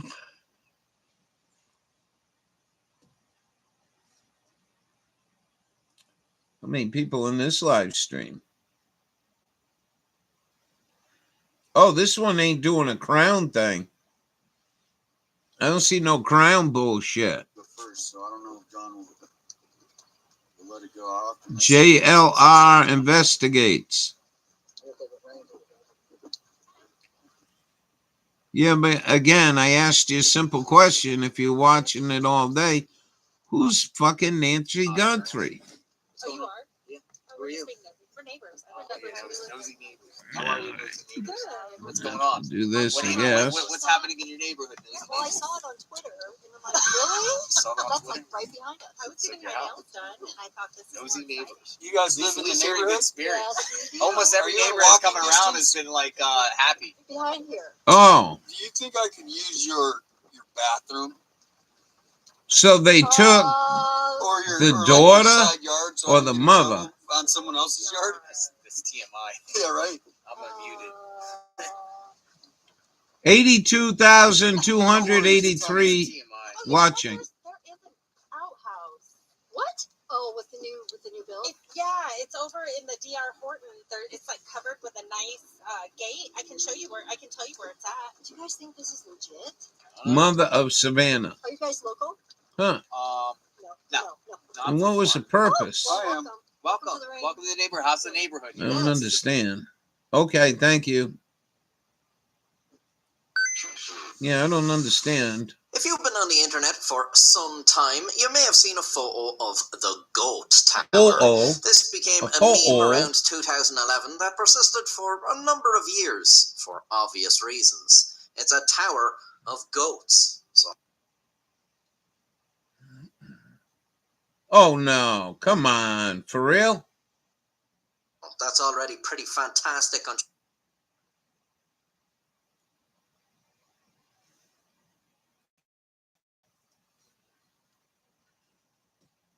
We got another 20 minutes. Let's go watch this stuff. Early in the morning on the southern edge of Marion County, in the heart of Florida, a sharp-eyed sheriff's deputy spotted a parked blue Toyota Tundra reported stolen by Gainesville Police Department. As the deputy pulled into the parking lot of the Circle K, the vehicle sped off. The deputy confirmed that the Toyota was stolen, but she had no idea there was a hostage in the passenger seat. We're passing Circle K eastbound on 42. I watched some of this stuff. It's crazy, man. These fucking cops are doing 100 miles an hour through town. They sent the ransom to TMZ. Wow. And they're blasting. So one broad is chasing a car 100 miles an hour into town with stoplights, doesn't even slow down. T-bones an S10. Guy gets ejected, dead instantly. They want Bitcoin.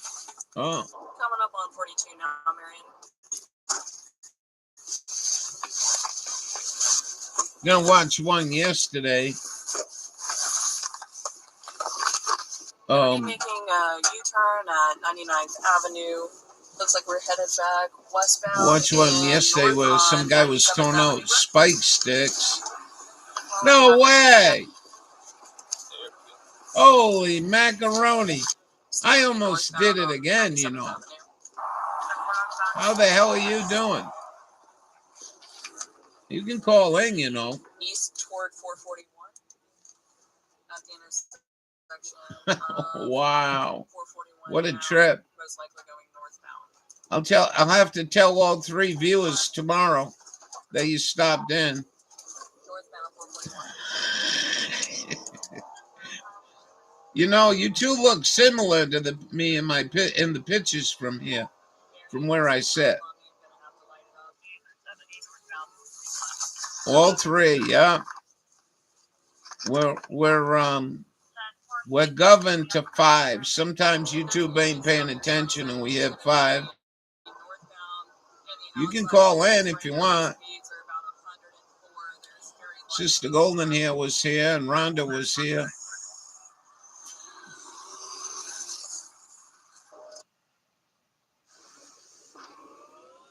Oh,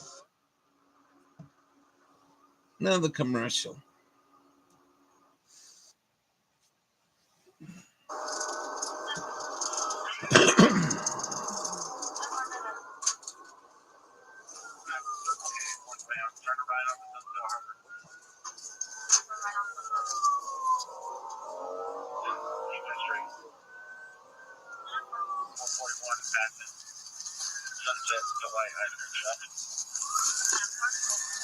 My son's about to die. You need a new one? Did you think about just cleaning it out?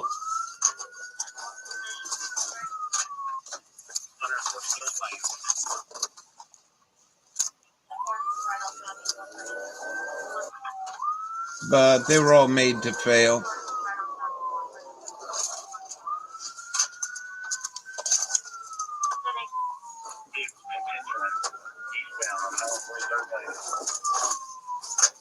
Oh, don't go through the farmer's fence. Been watching TBE Olympics. The programming is ridiculous. Every time I turn it on, it's fairies and skates. So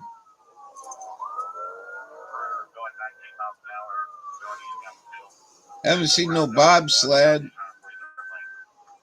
Down here, the skiing's pretty good.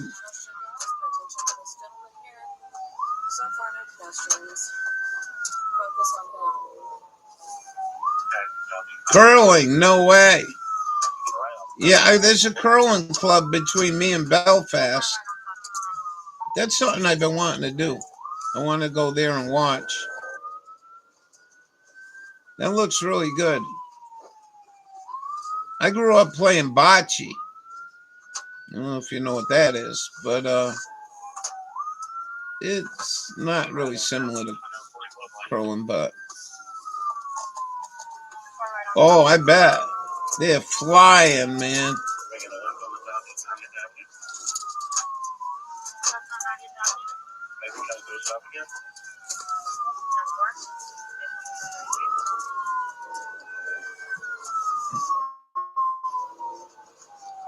That's crazy. Luge.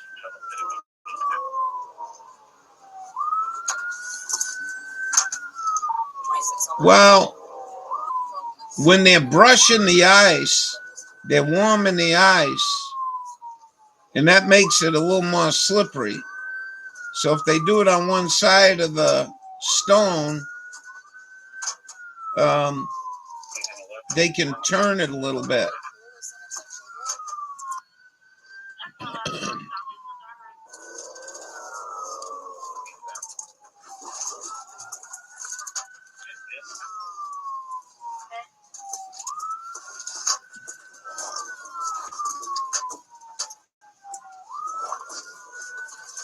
Yeah, they do different setups for sure.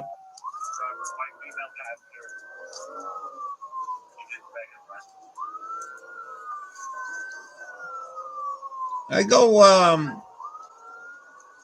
maybe my life get a little easier here. Maybe we'll go down there find out when they're doing their curling and go down there and see if we can make friends or something. What they just run over? Let them shredded front passenger tire.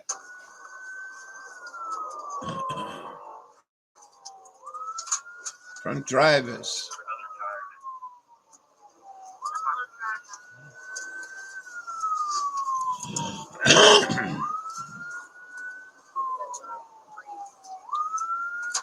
How's things going at your place?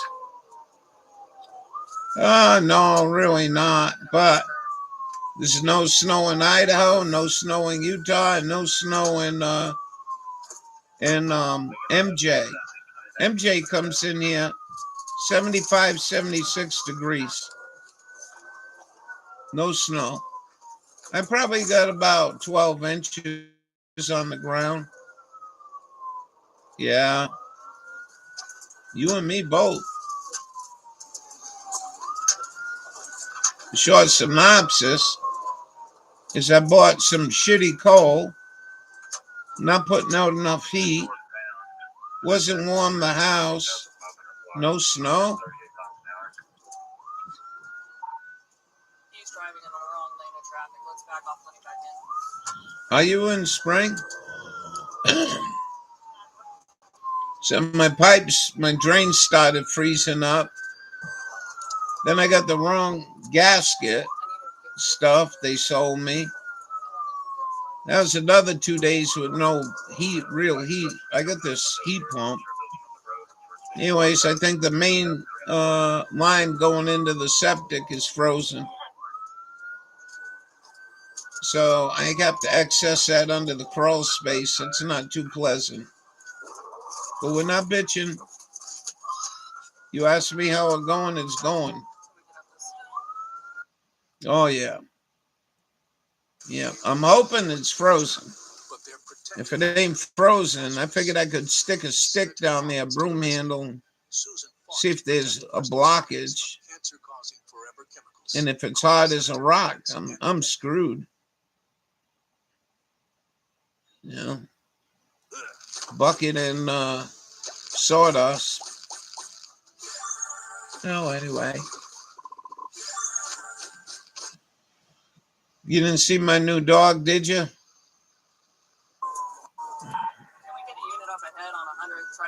I did some videos over on my other channel. Yeah, the line going to the septic.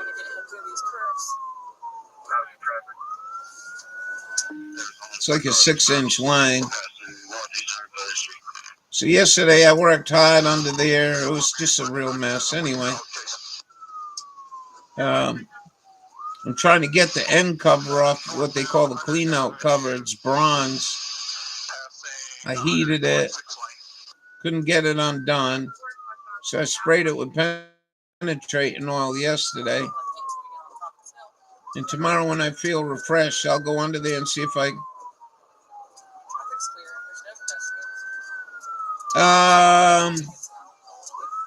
I don't think that would do any good if it's blocked. If it's plugged up, that probably wouldn't do no good. If it was frozen, what I plan to do, if there's any room in there, is pack it with salt. I got 5 below zero salt.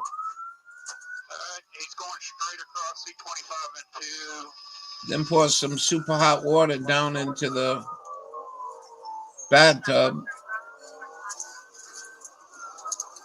Won't it melt it? The antifreeze?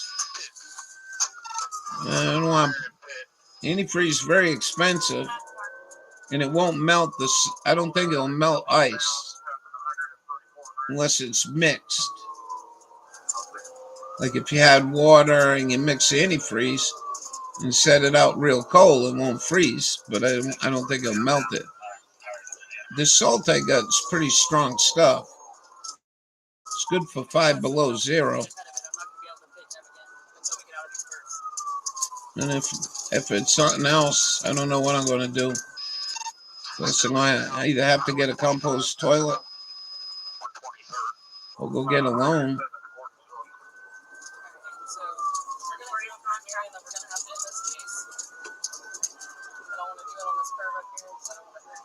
Oh well.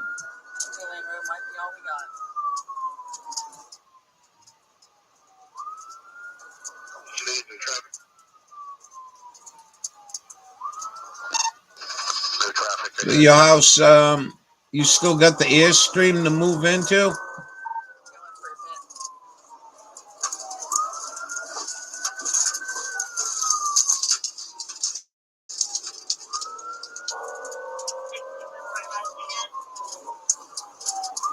Oh, Leslie.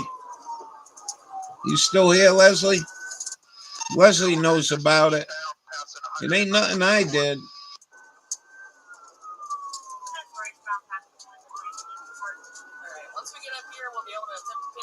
Well, the only thing I tell you is keep the mice out of it. Keep it in good shape because my camper's gone. This guy has no tires in the front of this truck and he's still going 100 miles an hour.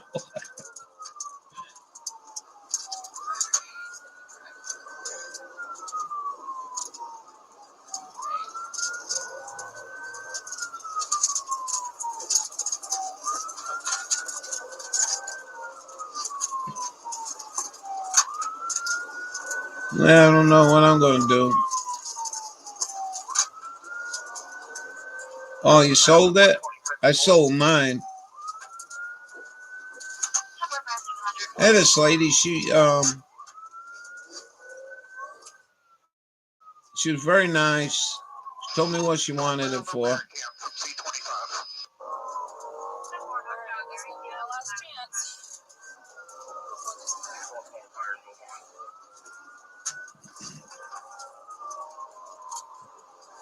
Oh, you still have your mine?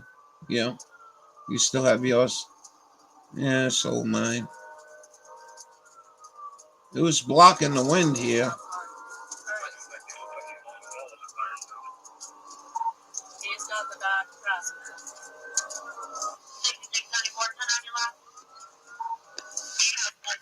How the hell could this car still be running on the rims?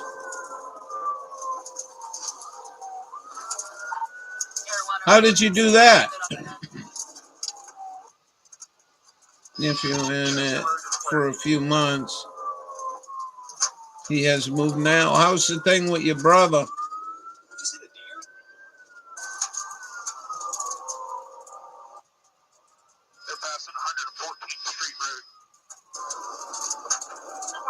I think it was your brother.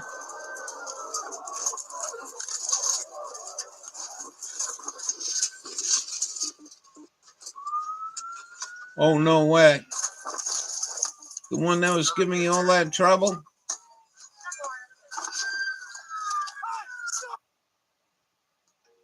just went to budgeting app. What?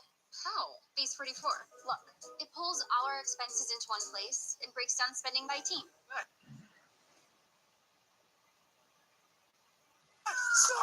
The other channel, they wouldn't let me? What, take the number off? I don't even know you had another channel. Looks like they're $12,600 American. It's in Google settings? Fucking ridiculous. The other one with the crown. You know the crown? Well, Leslie showed me how to do that when I go live. Wait a minute. I'm very sorry. I'm very sorry to hear that. I thought your brother was the one causing you trouble.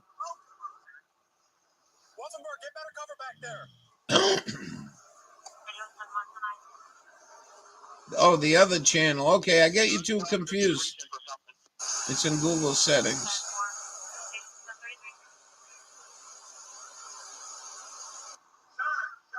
All right.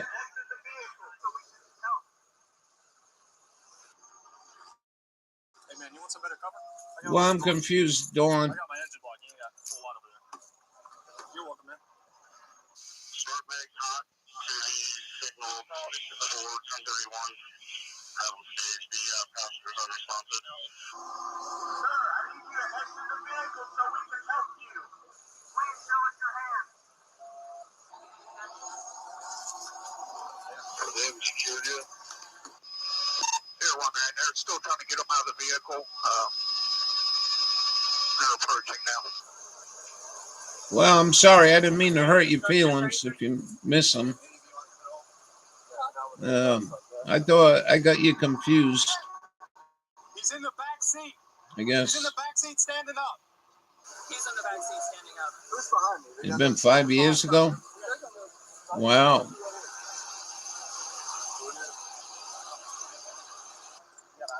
I could see him moving back there. He was standing up though, because I could see him by the driver's seat.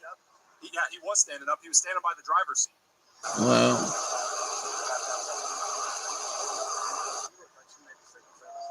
Yeah, she's. Oh, but you still miss him. Well, bipolar. All right.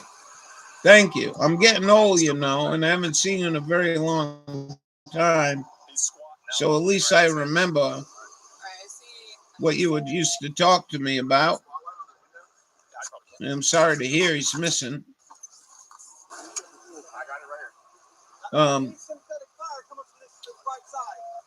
Yeah, I guess some people, man.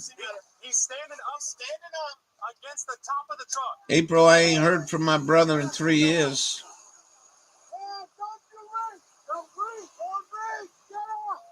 He's trying to wake Yeah. up, it looks like. No, it's all good. Life is good. I just got to go piss off the porch. I'll be right back. Don't go nowhere. She's moving a little bit, maybe. There, he's moving her. Both of his hands are empty. Both of his hands are empty, and he is moving her. You want to get one person with a shield on that front window and just watch him? He's reaching in the dash.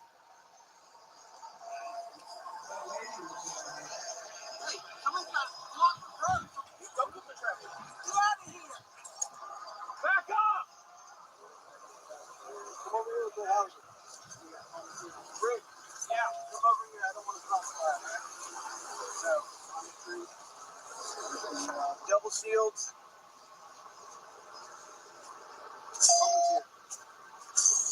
You want some side by side? No, because I'm going to need you. Let's go LT. All right. He's got head and hands in the dash currently. I'll cover the back window.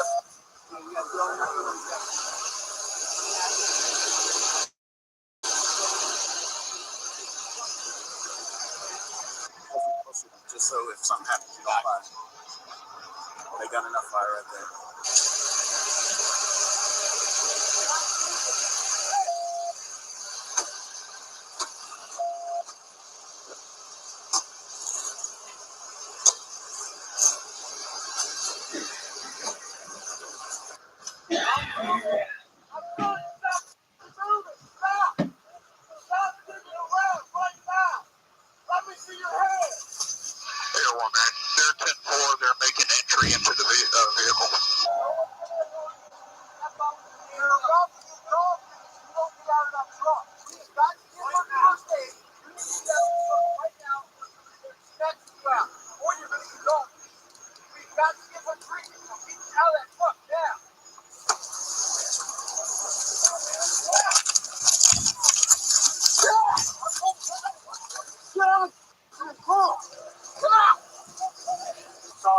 See what I mean, Leslie? I got carried away in here, and I left Lady outside. She won't bark. She just won't bark.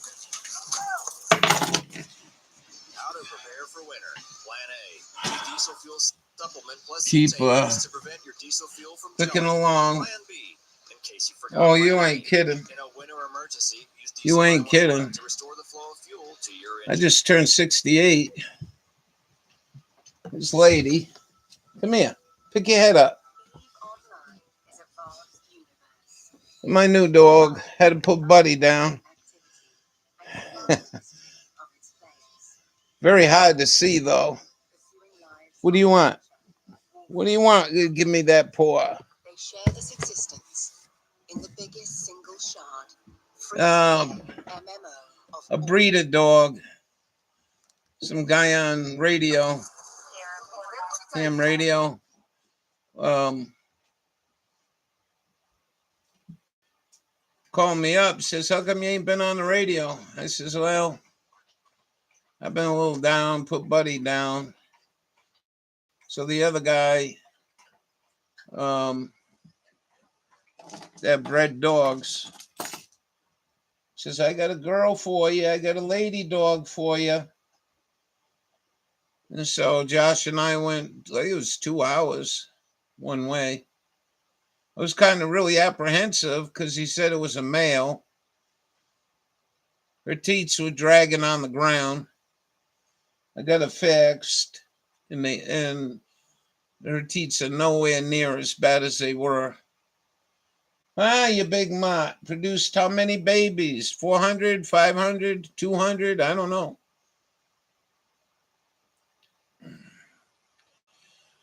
But she's it's what's it? This going on the 2nd year, and she gets to know me. You know, she was really skittish when I first got her. Skittish about everything, but now she comes when she's called. She just won't bark. She's outside and won't bark. Yeah, she's a big mama dog. So she's been good. She gets a little bored when I'm working on the house or doing something, you know. But she gets a lot more rides than Buddy ever did. You know, I didn't have no money back then. I was paying for this. And the car was getting old, and I just couldn't drive around as much. That dog loved riding. She does too. But she's been already in town about 5 times this week. When we go down the lake, I got some good video of her swimming. I think. I know this not long before I put Buddy down, I got a video of him swimming down at the lake, but we had to get a dock dog. Yeah. She runs down that dock, and then I fling the ball. She goes after it.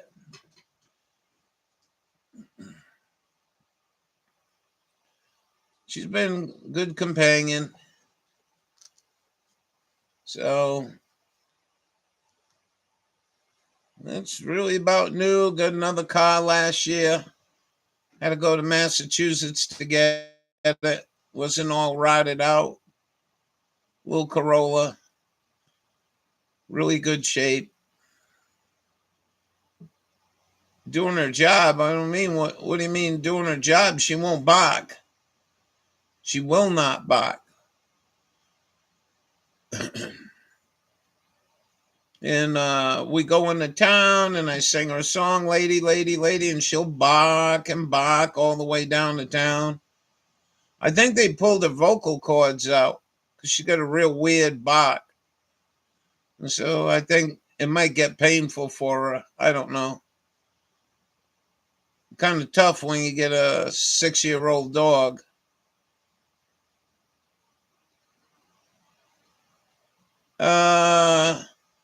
Donna who? I'm thinking. I'm having a slow night tonight. I'm pretty tired. What was her name? We got the other one that don't come around. What's her name? Oh my.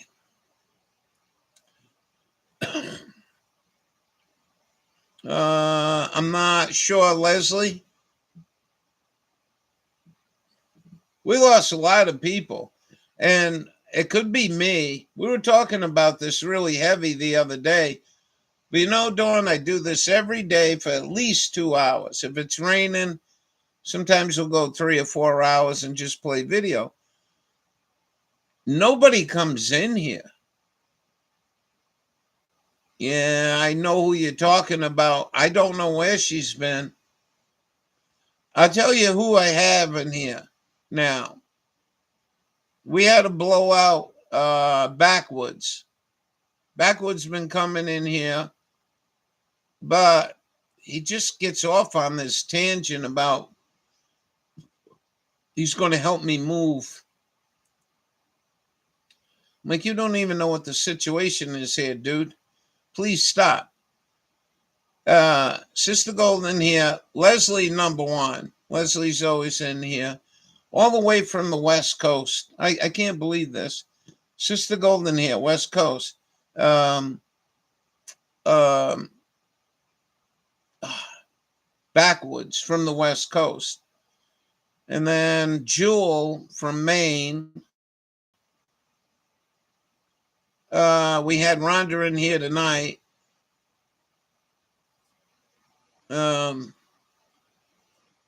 It's just, I don't know what happened. I really honestly, we had talked about it. People don't get notifications. Wesley, you get a notification? We don't get anyone coming in here. You remember the creeps, his sister Golden Hair used to play baseball with him? Batter. Never. We don't get anyone strolling in here. I think the last guy we had stroll in here, I think was about 3 or 4 weeks ago. I think he was from Ohio or something, but India. There were probably 4 people that showed up the whole year. The channel does really good. It gets 100% with the thumbs up people give me. So the satisfaction level is always 100%. YouTube much except to check current events. That's good. You know, to each his own. Grove did the same thing. Me and Grove talk once in a while on the phone. But she's just getting away from YouTube.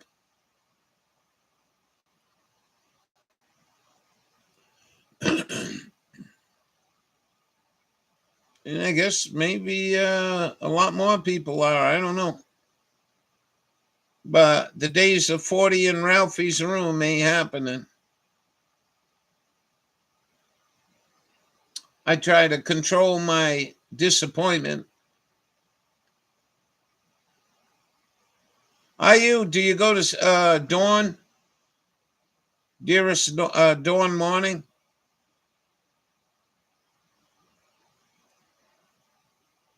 I haven't talked to her. I called her maybe October. She never called me back. When she sends me an email that I'm on live, 2 things on Whatnot in my store, I just loaded stuff a week ago. We'll put your link in here. You can put your link. I find that Whatnot very disappointing to go watch her show. Number one, the picture is just huge.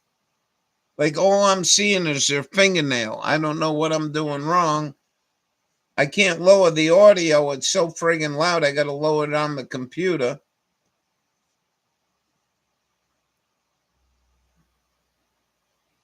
You don't go to the show anymore. Last I heard, she had some trouble with her health. And they found out it was nerve damage. So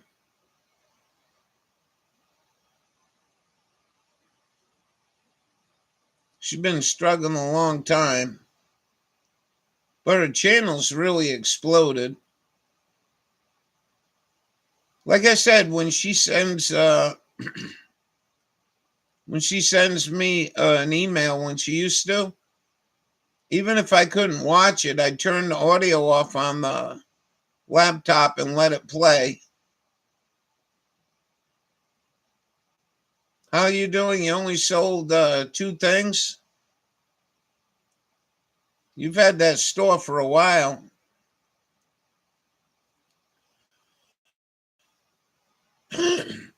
And I'm not criticizing her. Oh, yeah, it was really good. I think she did over 21,000 subscribers now. She don't even come in. Say hi once in a while.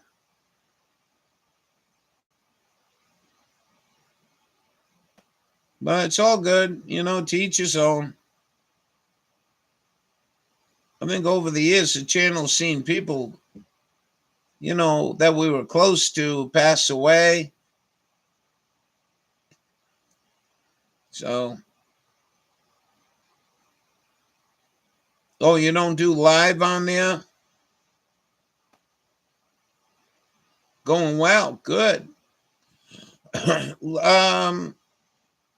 We'd get on the phone and chit chat, and then she'd bring up the fact she's going to send me beads. And I says, well, you send me the beads, I'll string them, and I'll send them back to you. And if you like the jewelry, I'm not looking to get paid, just pay for the postage. It costs me $10 to send it to you. Send me $10 and sell the. She always liked my beadwork.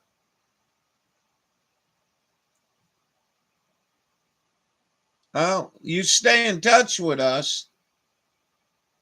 You know what I mean?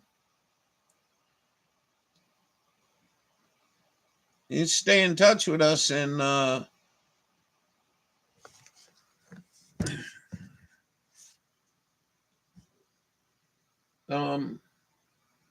let us know what's going on. Like I said, I don't really get a lot of money to spend. And but if you're going live, I'll definitely show up if you email me. And I'm sure Leslie might.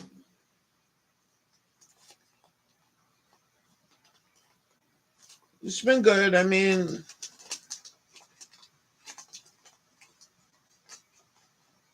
no kidding. No kidding. Well, I just wish like I said, I wish I could do some beadwork.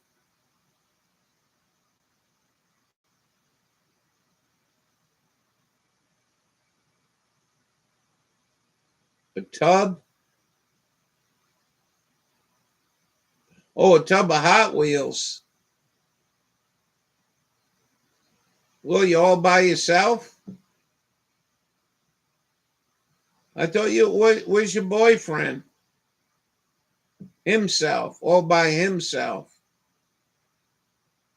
I get it. Oh, no kidding.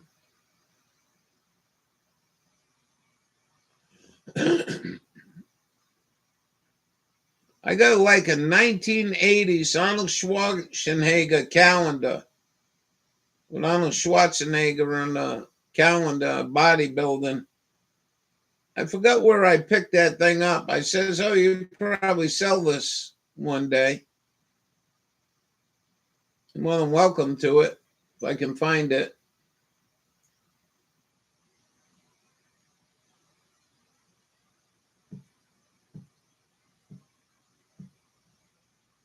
How old is he now, your grandson?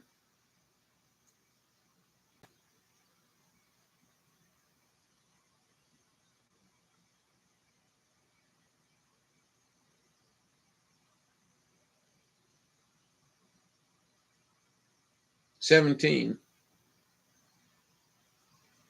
That's pretty cool. I think you better get it now before they crash the dollar. I was in Tractor Supply today. Lady in front of me was bitching about the penny. Well, they got rid of the penny. The nickel's next.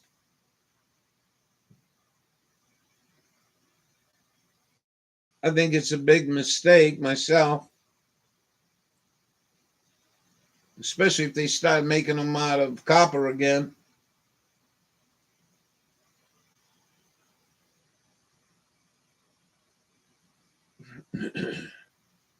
We had a cold winter here, man.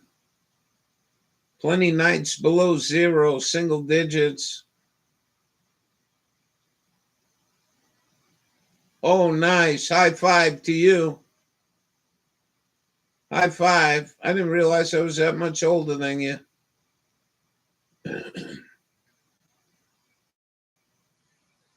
Oh, I wish you the very best. I know you've been struggling like a lot of people have.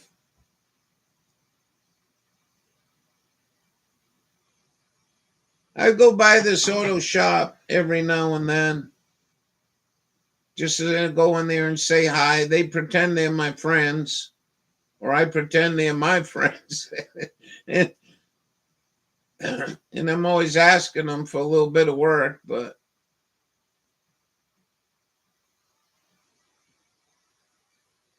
I just,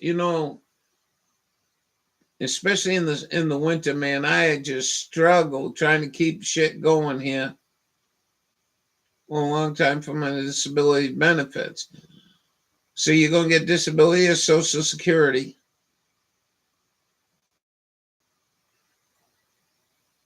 I think that's what they try to take off of Dawn. I think she was battling for disability benefits.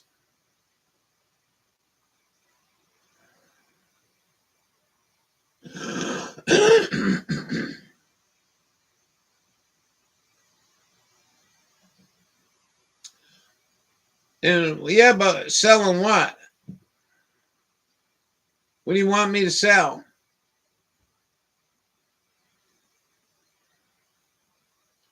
I can sell Judy. I don't know if you remember Judy. She's still hanging in there. I don't see how a good seller, I mean, I'm going to tell you something. When me and that girl left for Rhode Island and she was getting her house foreclosed on, I sold everything in that house. I can't get on Facebook Marketplace. They won't let me in unless I do facial recognition. Yeah, I don't even hear from Penny. Don't even hear from Penny anymore. Yeah. I think Josh's dog bit her a year or so ago in the foot and might have put a little hole in it. But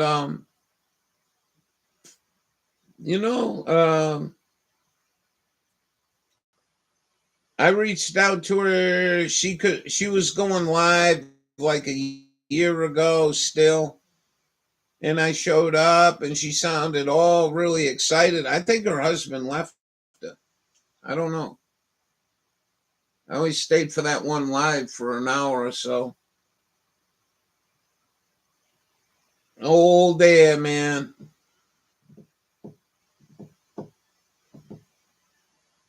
But if you go to my other channel, you'll see what I'm talking about. I got some real shitty coal. So I called the coal mine. I told them what was going on. They said they're going to front me or give me credit for a pallet.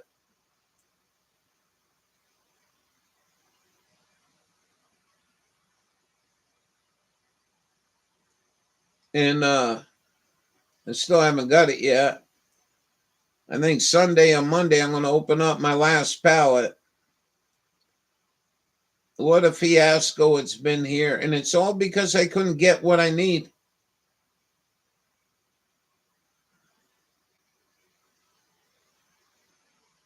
So these pipes I don't think would have been frozen. And if they're frozen solid. I don't think anything I'm going to do is going to unfreeze these pipes till spring. That's my own opinion. If that pipe is frozen, it's going to stay frozen for a very long time. We're starting to warm up. It's 23 degrees. I sat here at this time at night and we were already in single digits. Always cold troubles. It was either the stove, but I find out that they're selling inferior coal. And I didn't realize that. Look at, I already turned it down in here. 72. I put a new gasket in. I put 3 fucking gaskets in this stove in a week. 8 days. I put 3 gaskets. That gasket is so temperamental, you got to do it just right. Well, I got some inferior caulking, and I knew it wasn't going to work, but I said, well, try it anyways. You got to get heat in the house.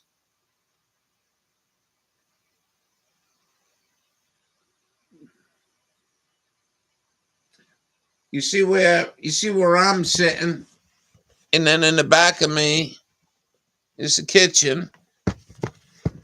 They put this in. Where is it?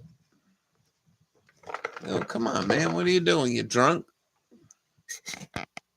They put that thing in.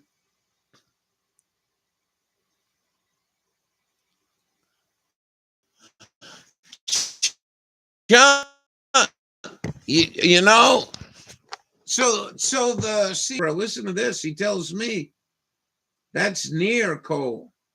So what the fuck is near coal? And I looked it up on Google, and Google couldn't tell me. What it is when the mine's all done with good quality coal, they keep digging every little bit of shit, rocks and everything else. I told him, I says, you can't do that shit, man. I need good, clean coal here. Everything. Every fucking thing. I'm telling you, it is like just nonstop. Everything. Car parts. Never mind new car shit. I don't know how much of that you watch. I watch a lot of it on YouTube.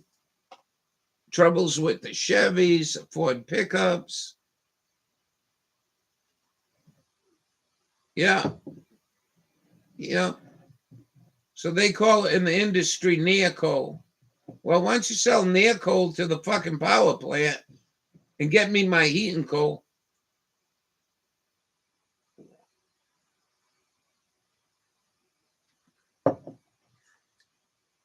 The first pallet was pretty bad. The second one wasn't too bad, and I'll be opening this one.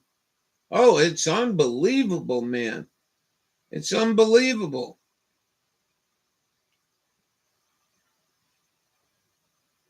So for 12 years, I go to this place, a hardware store, Ace Hardware, and I always get a tube, a caulking tube.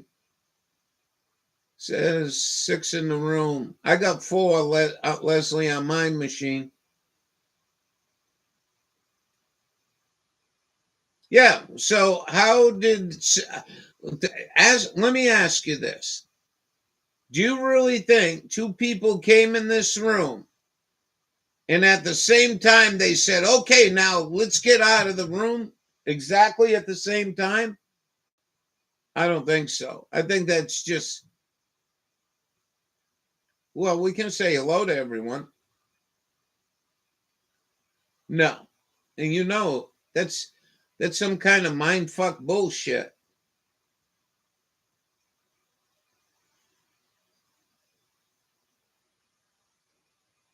But this is what's been going on anyway. So I go in there and they tell me Rutland gaskets and gasket glue is out of business. So I walked out there with some inferior crap on Sunday.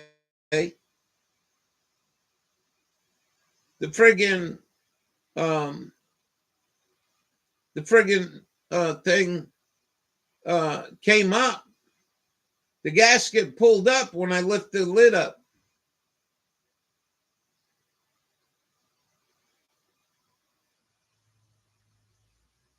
So was it this? I'm losing track of time. Yesterday morning, the other night, Wednesday night, we went into Tractor Supply. They had a little tube of it. I bought the tube and I put a new gasket in. Stove's running perfect. So today I went back with the other shit they sold me and got my money back. And I brought that gasket, and the lady was pretty smart. I said, look at this gasket. I never seen a gasket like that. Anyways, long story short, she understood.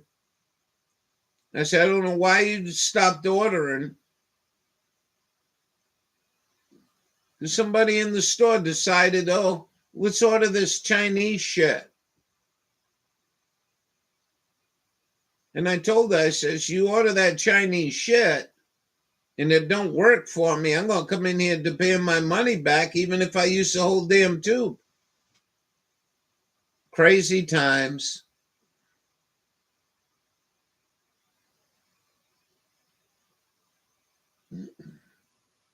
Now it says nobody in the room.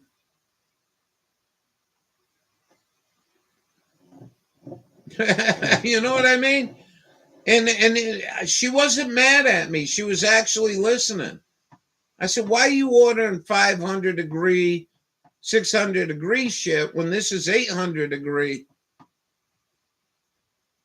Don't say nobody in here. I got 0.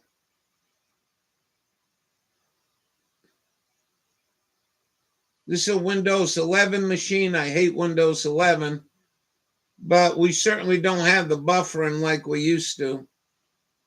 All right, so both of you in here, now it's saying 2.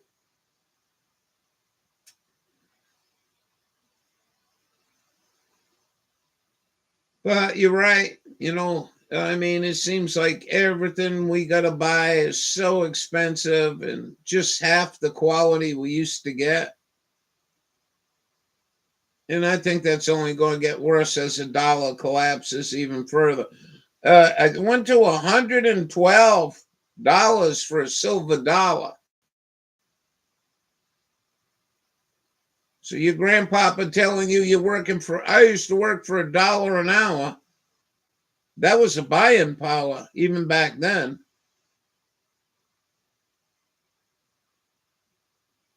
$112 for a silver dollar.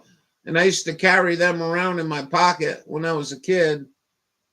Quarters, mostly, silver quarters.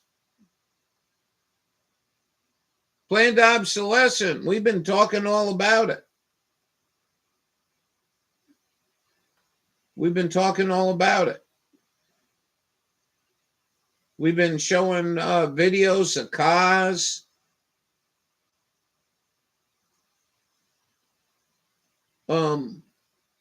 Weren't you dealing with silver? Didn't you have silver jewelry there for a while?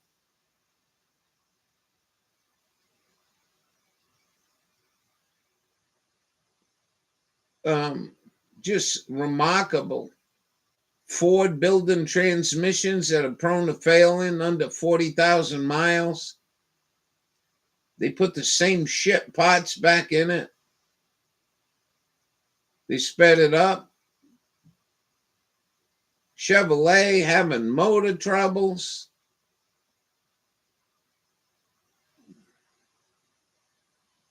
Still buying silver, good.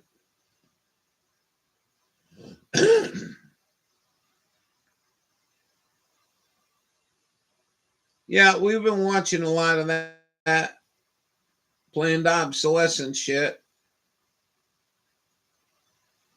It's really, just unheard of. Was it with the Kia and Hyundai? They didn't clean out the motors when they machined it and left all the metal parts in there, and they were blowing up the car. There's another one with them. Josh had one. Kia, I think it was. You know, a luxury sedan car. Very nice looking car. But he was driving to go on vacation. Check engine light come on. And the code was death code for the car. It's what they call a knock sensor. And that knock sensor code comes on, you're done. The ECU is going to blow that motor up no matter what you do. How government allowing this to happen? Yeah. They were going to build a plant somewhere down south, but then Trump started with his tariffs or some shit, and they pulled out. I thought Kia and Hyundai were like the same, like Chrysler and Dodge. I thought. I don't know. I got my little Toyota. I'm happy. I know if I go RVing again and I sell the house for $1 billion, I know what kind of truck I want. Get another camper. And then go travel the country.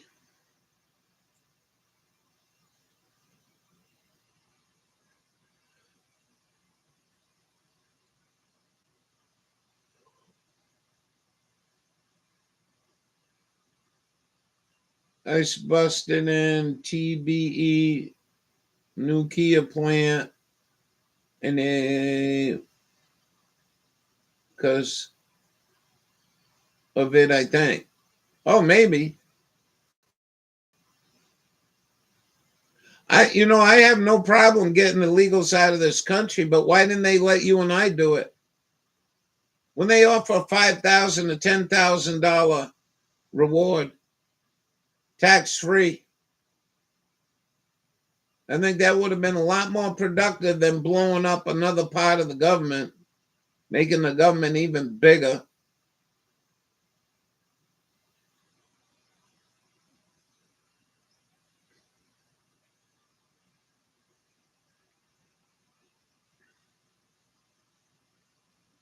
When they're done with them, what are they going to do next?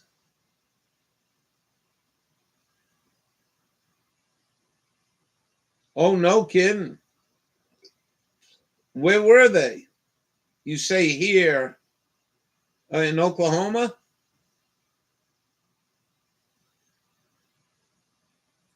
Hauled off here legally.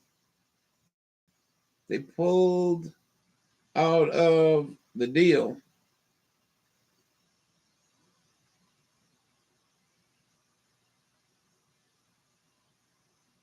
Well, I mean, it was really sad. Everyone blames the last administration. The police never did nothing down there in Texas and Arizona. They just let them walk in this country. And we got people hidden in this country that can cause a lot of havoc. Hack into sewer plants, water plants, electric plants.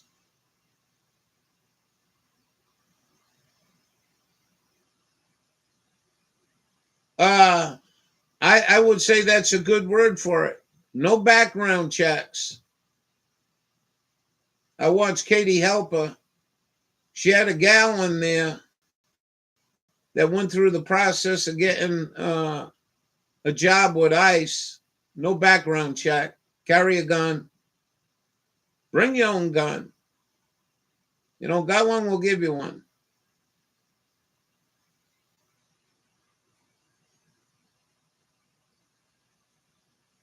There you go. They're connected with the IDF in Israel, that they send a lot of the upper ICE echelon there, and there's a lot of Jews, IDF, here working with ICE, training them how to be brutal. I don't like it.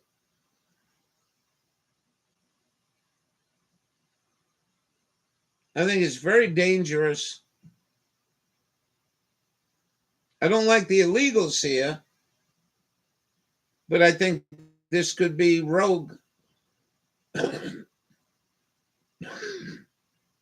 ICE grows to 500,000. That's more than you got in the military. I'm not too happy with it. I'm not too happy with nothing coming out of here. Have you seen Pam Bondi in the hearing? Oh my God, woman. And everyone's saying, oh, it's the Democrats asking stupid. No, they weren't. You know, that's one thing about YouTube. If you watch your shit on TV, and if you go to YouTube and watch it, read the comments. Well, we know, I suspect she got her job on her knees. That's how I think she got her job. She's pathetic. She was asked very politely, with no disdain in the Democrat's voice, about why would you redact the people Jeffrey Epstein was talking to. We can understand why you'd redact.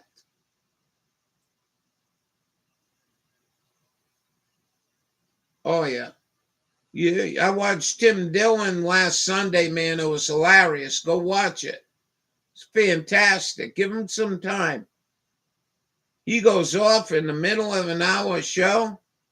That fucking Hillary Clinton gonna nail this son of a bitch right to the wall. Max Wayne, whatever her name is, she ain't gonna be able to say nothing. But when Clinton's pushed up against the wall, she's gonna open her mouth. My husband diddled children. Trump diddled children. This one diddled children. I think Tim's right. Right now, Hillary Clinton's got a lot of power.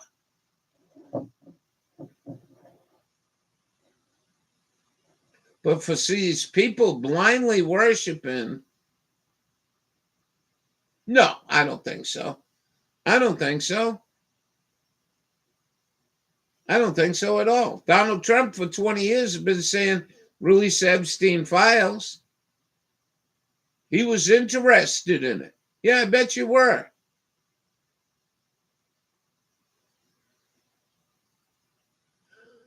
I didn't see the whole interview, but when she found out her husband was down there killing, eating, and murdering children, I think that's why she got a divorce. I think we might have watched it. I don't know, Leslie. We watch a lot of stuff here, you know. Oh, yeah. Yeah, I think that's why why would any woman in the world want to leave Bill Gates? Why? You get all the money you want, anything in the world you could have. You can even have some good looking pool boys, if you know what I mean. Hey, Bob, Bill's going away for 2 weeks to go diddle children. I expect you to be up here clean my pool. I really like that way Tim Dillon went about it. It's just, we all know it, you know.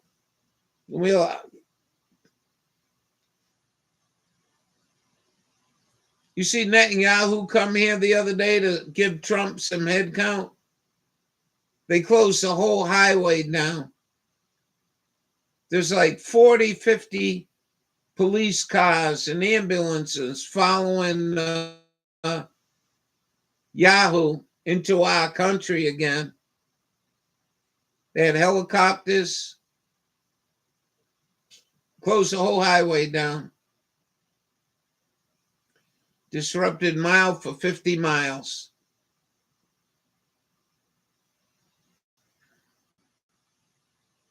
So,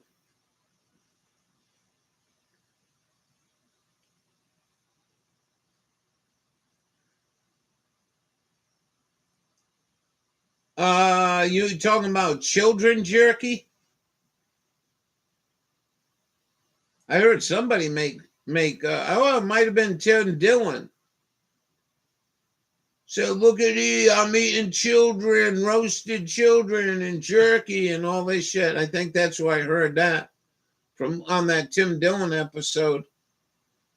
It's way beyond bizarre. Oh, no way. No way, really?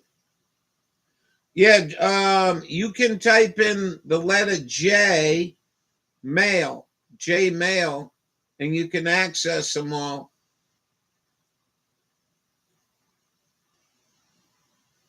I mean, I listen to these phony Christians for all my life talking about being righteous and this shit and that shit. And here in this country, it's we the people. And you're just closing a blind eye to this madness. And, they stand behind Trump and this whole administration. It's a train wreck. Look at the FBI director. He lied. He's been caught in several lies. Nothing happens. Wouldn't that be nice if we the people had it? Wouldn't it be nice if we the people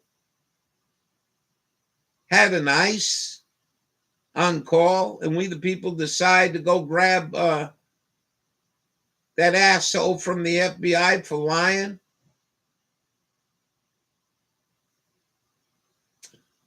I don't ever remember Trump saying that, but I think you and I are here dealing the real truth. We're blown away. I think this whole thing, though, I think the whole thing has been set up to desensitize us. Oh, so what? There was 40 girls there that got murdered and eaten. We say they didn't waste food. You know what I mean? Compassion and respect for one another is pretty much failing in this country.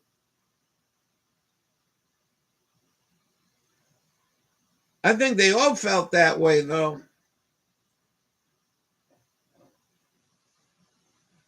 No, they can't. They can't.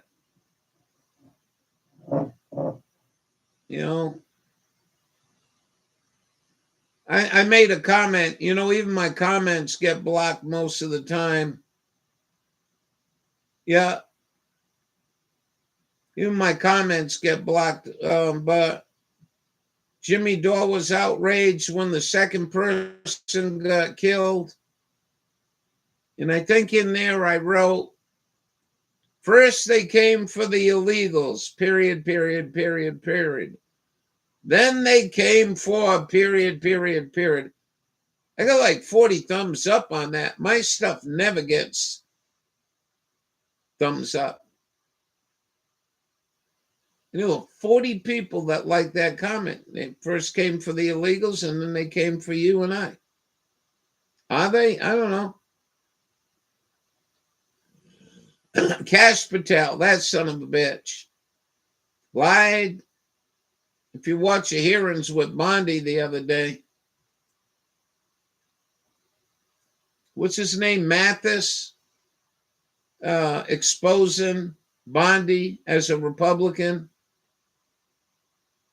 I couldn't believe the Republican men and women in there, man.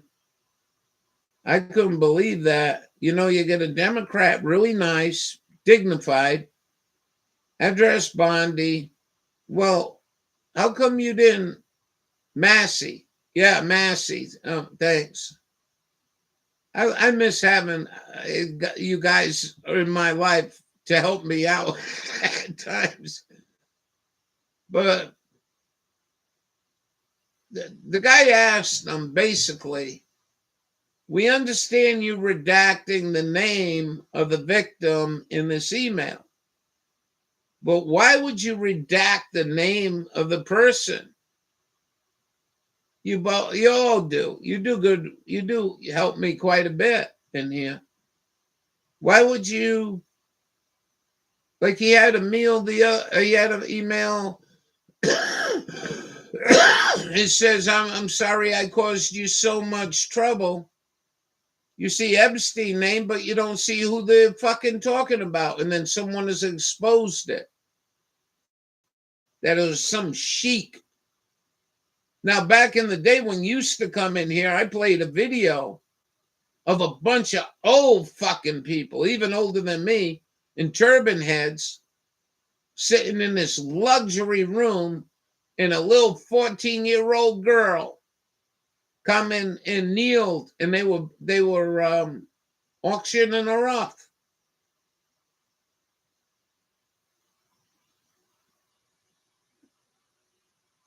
I don't know if you guys remember that. They were well known to be trafficking little girls like that, and that's it. It's a done deal. That young lady will never see freedom, and if she don't cooperate, they'll kill her and eat her. So that's a world we want to live in. The religious people say, oh, it's the devil's domain, and this is happening because of the devil. Fuck you. It's happening because you fucking people ain't down in Washington, D.C., surrounding the place, demand these people come out and be arrested. Yeah. Well, I'm not talking about that. I'm not talking about the married ones. I'm talking about the ones that get sold into slavery. They do the same thing to men. They auction the men off, just like they did here in this country.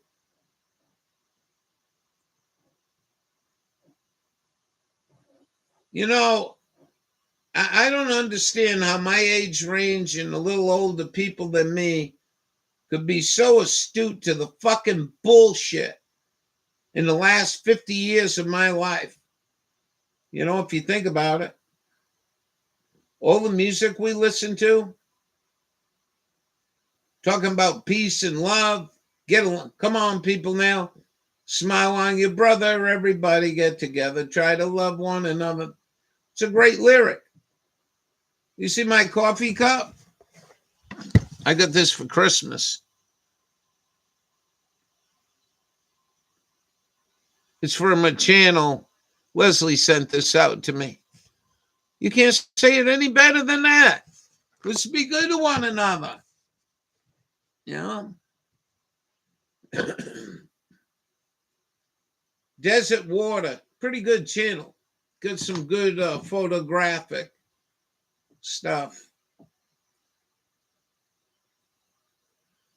I'm just saying, you know, what other people do in this world ain't none of my business. I really don't give a fuck about the Vietnamese or the Middle East or Israel. I'm hoping if they do pull some bullshit Iran, the Chinese wipe out Israel. That'd be pretty cool.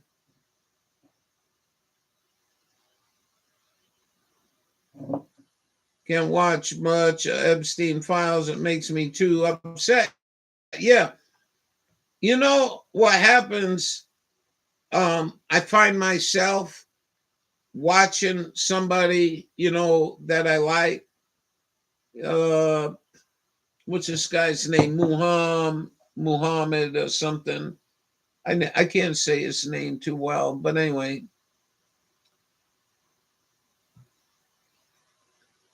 And he's Iranian. He's an American. And he loves this country. He just don't like what's going on in our country in Israel. And every day goes by, we're getting more and more people from Israel willing to kill children coming in this country.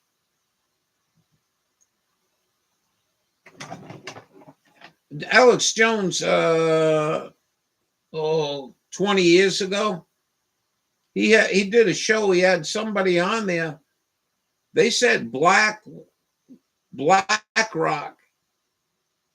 had over 28,000 mercenaries ready to go.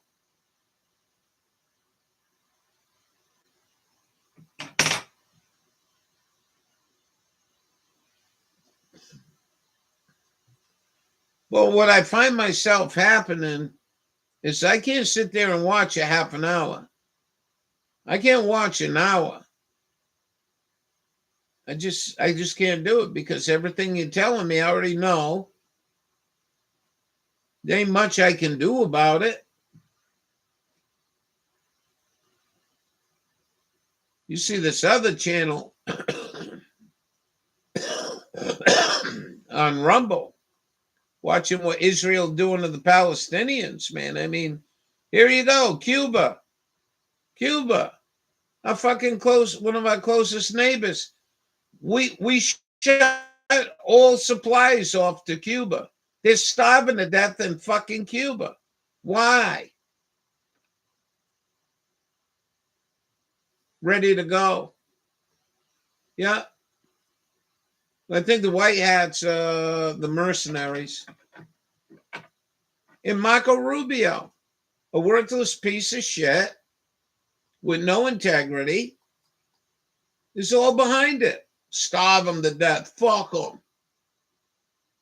I mean, I just, like I said, I guess it's about floating the dollar, the worthless dollar that's half in the trash. I got to go piss off the porch. Don't leave, okay?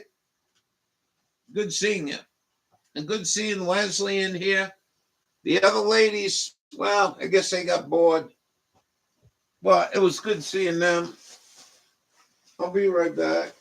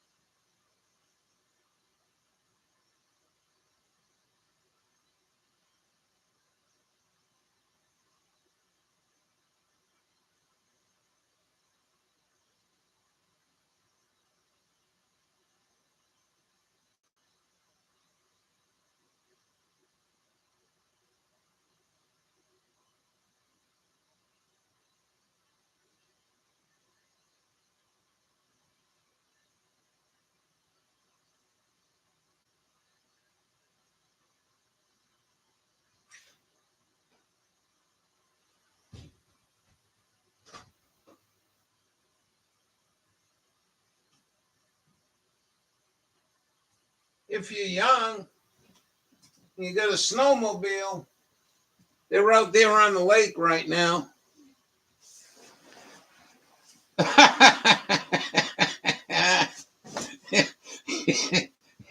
We've had trouble like that before.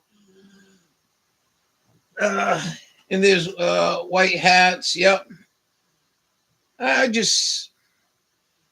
really believe in my heart, though. I don't care how rich or poor you are. I think if you can do the best you can with your life, do the best you can. And I think really finding out who the devils are, these, I don't like using the word devil because that goes back to religion. I don't have any. You want to hear a story? Put a 1 in chat. I'll tell you a story about my neighbor. Anyway, I really believe spiritually that you were wearing, well, it started out in my 30s and 40s to realize that one day I got to find a place that the winters aren't too bad, the summers aren't too hot. And I found many of these places. I just never knowed when to choose the right one. And so when I went out west, that was our mission. I says, once you get out here, life is going to be a lot different. These people are a whole lot more open than they are in Rhode Island. They'll be open. They'll have, if you're on the side of the road, they'll stop and ask. And I'm not saying everything's hunky-dory. It's not, definitely not utopia. But it's a hell of a lot easier to live. Car insurance, property taxes, cars outlast you 40 years, you know. And anyways, that didn't work out, and this is where I ended up. It ain't a bad place, but I got 9 months of winter here. Shit weather, you know. Oh, by the way, Grove sent me this light, and I love it. I love this light. It's one of them lights you turn on when it's cloudy out, and I use it quite a bit. And it's got different heat ranges. You make it orange. I don't think you can see that on the camera, how orange it gets. Nice orange color. Anyways, we had a hurricane come in here, and I did a video on it. Artificial sun. You got it. Chemtrails still up here. Ridiculous. Anyway, we don't get a lot of lines like you do, and like Stephanie does. But the main route, I think, is from Toronto to JFK, and that's probably 400 miles east of me, 300 anyway. And I think all the flights back and forth, the old shit comes over me. I almost did a video this morning. Anyways, we woke up that morning. That would have been 3 years ago in January, right? The temperature was 45 going to 50 degrees. The National Weather Service said gusts as high as 40. This shit came through, Dawn, and I just downloaded a video. You can see the wind whipping the trees. I was waiting for it to download. I went out, smoked a cigarette, and then all of a sudden it sounded just like the classic freight train in a tornado.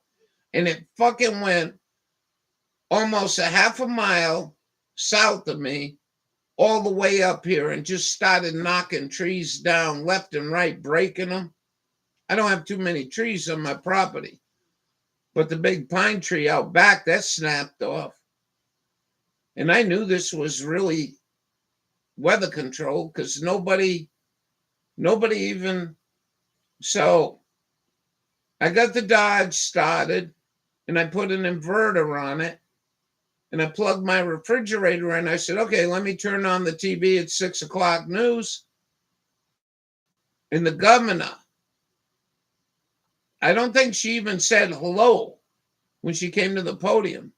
She says, I cannot believe they told us. They didn't tell us this. They didn't warn us about this. And Southern Maine was without power for like 2 months. Busted every phone pole. So on the second day, I went down to see my neighbor. And I try to be neighborly. So I go there, he's got a brand new generator. He's got a plug on the side of the house where he can plug his generator in, do the whole house. And I says, how's it going? You guys doing all right? No, not really. I can't get this working. I said, what can't you get working?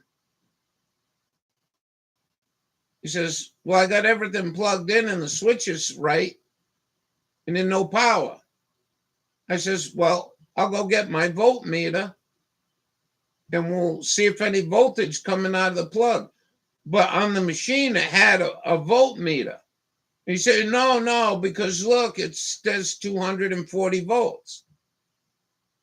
I said, look, do you want me to go get it or not?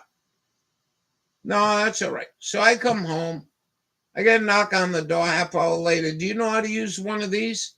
He's showing some amp fucking meter. That's too complicated, dude. I'll be over there. I go over there, stick my fucking prongs in the 240 volt, nothing. And he's still arguing with me. Well, that's an old voltmeter. Well, that fucking voltmeter works. You ain't getting nothing coming out of the plug. He's got another one, another generator, bigger generator. And I said, what's wrong with that generator? It won't start. What do you mean it won't start? Ralph, I pulled that thing 7 times. It's a 2-cycle fucking motor, dude. He didn't even know it belonged having a battery in it. I said, I'll be back. I came back. I got a 12-volt battery. I went back down there. Vice gripped it on there.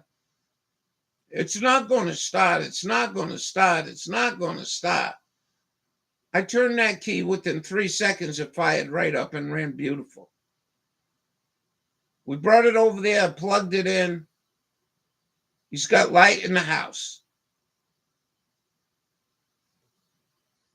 I just don't understand why life is going to be so difficult here.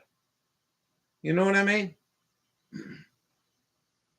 So I says, take the new generator, because it's out of warranty. He bought it 2 years ago and left it in the barn. And take it to my house. Help me get it inside. I'll pull it apart and find out some chink didn't connect the wire. Or something. Because you're registering the volt. Yeah, absolutely. Absolutely. And he's criticizing my fucking voltmeter, dude. I repair shit with this thing, you know? I mean, so anyway, you know what he tells me? Ralph, you can't bring this inside your house. I said, why can't I bring it inside my house? You can't run a generator in your fucking house. I says, you really thought I was that fucking stupid, didn't you? You really thought I'm that kind of fucking stupid man. I want to get out of the cold, disconnect the panel where the plugs go in, and find out he didn't plug the plug in, or the plug came loose or something. But you're getting 240 volts, it ain't getting to the plug. Oh, you can have it. I says, well, let me know. I'll help you load it in the truck. You help me load it up here in the porch. And I don't want it. I want to fix it for you. So that's where I live. And I'm not criticizing him. I'm not belittling him. But when he said to me, you can't run a generator in the house, I was like, Jesus Christ, these fucking people think I'm a real asshole. His wife thanked me. She's pretty good. She'd come over here with leftovers, sometimes come see the garden. She gave up. She's in Florida. She bought a house in Florida. So, other than that, I don't know anyone else on the road try to reach out to. I'm all good with it all.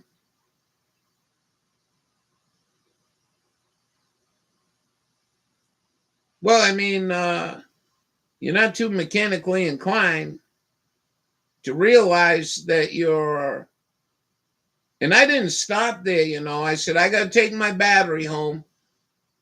So we're going to turn this off. So I turned the generator off. I said, what are you doing with the riding lawnmower? I use it for cutting grass. And I'm not criticizing them. I use it for cutting grass in the summer. I said, it ain't summer, it's January. What are you doing with it? I'm not doing nothing with it. So I went over there, I pulled that one out. that battery, and I put it in the battery holder in the generator. I said, that's the way your generator should look. You don't try to pull start this thing. You're getting old. It's a 12-horse motor, and it'll break you before you get it started. So do it right. Got quite a few ham radio friends, but something happened inside my brain a long time ago that I really love the Southwest. And I mean, if that's all I had to do, I think maybe I would go down there. I don't know. I live down in Georgia. I mean, I really don't like the winter, the summer there, fucking high humidity. Just not into it. Utah, Arizona, Nevada. Anyway, it's all good. So that's my story. I'm sticking to it. I just wanted you to realize that I didn't have half as what that man had to deal with a power outage, including he had his whole house wired where all he had to do was put a plug in there. You get a generator going and the whole house has got electricity. Yeah. So I use a small inverter. I get the Dodge going. I run an extension cord in the house. Plug my refrigerator in for a little bit. Maybe watch TV, the news. I'm not whining about my situation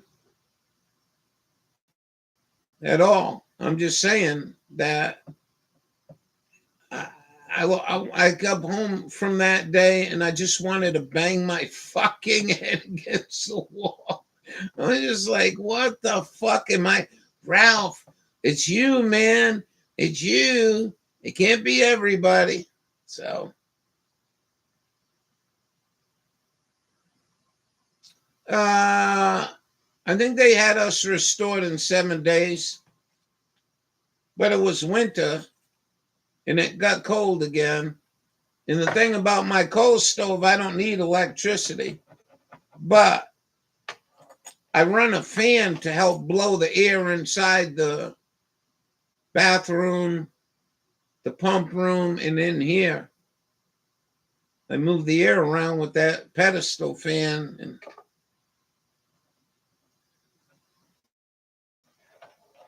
that's pretty important. I think the longest I've been without power is 10 days. That was quite a few years ago.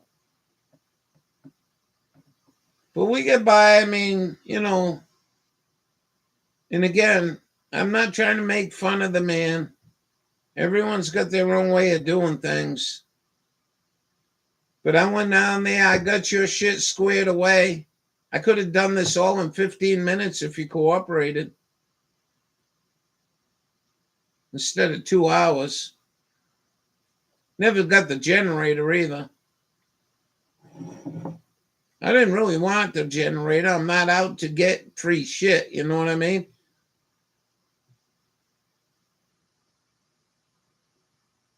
He's been good in the past. He brought a lot of horse shit up here for me because they couldn't get cow shit.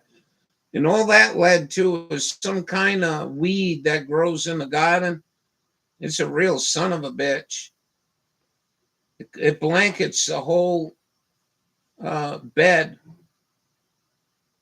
And that's a real son of a bitch now. So it's all good. Can I go now? I don't want to go. I am kind of tired.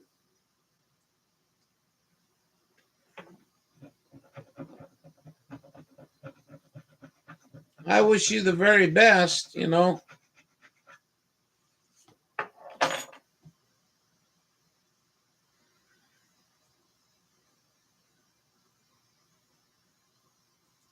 Yeah, I'm tired. I've been so stressed about everything going on here. I really don't need any I really don't need any more bullshit. Make sure you give me a thumbs up. Subscribe. Make sure you hit the bell. Always a pleasure. You know, you and I get on the phone, and I'll give Dawn a quick call, and it's 2 hours going by. Woo. We really enjoyed chatting, and I enjoyed chatting with you. And Leslie was glad to see you too. And if there was other people in here, they'd be real happy to see you too. I'll let them know. The other 2 people that come to the room. You all have a good night. Thank you for stopping in, Dawn. And I'm glad I recognized you. And we'll do it again in the morning. Thank you so very much. I will. He's doing really good. He's got a lot of work. He's getting a lot of good jobs, carpentry jobs. Best Friday the 13th I had in a long time, by far. And, you know, he's 76 fucking degrees in Colorado. Yeah, he's doing good. His mama just got a dog. But they ain't got no snow. They ain't got no snow in the West at all. He is very talented woodworker. Yep. They ain't got no snow there, so I think we're going to have a terrible fire burn season this year.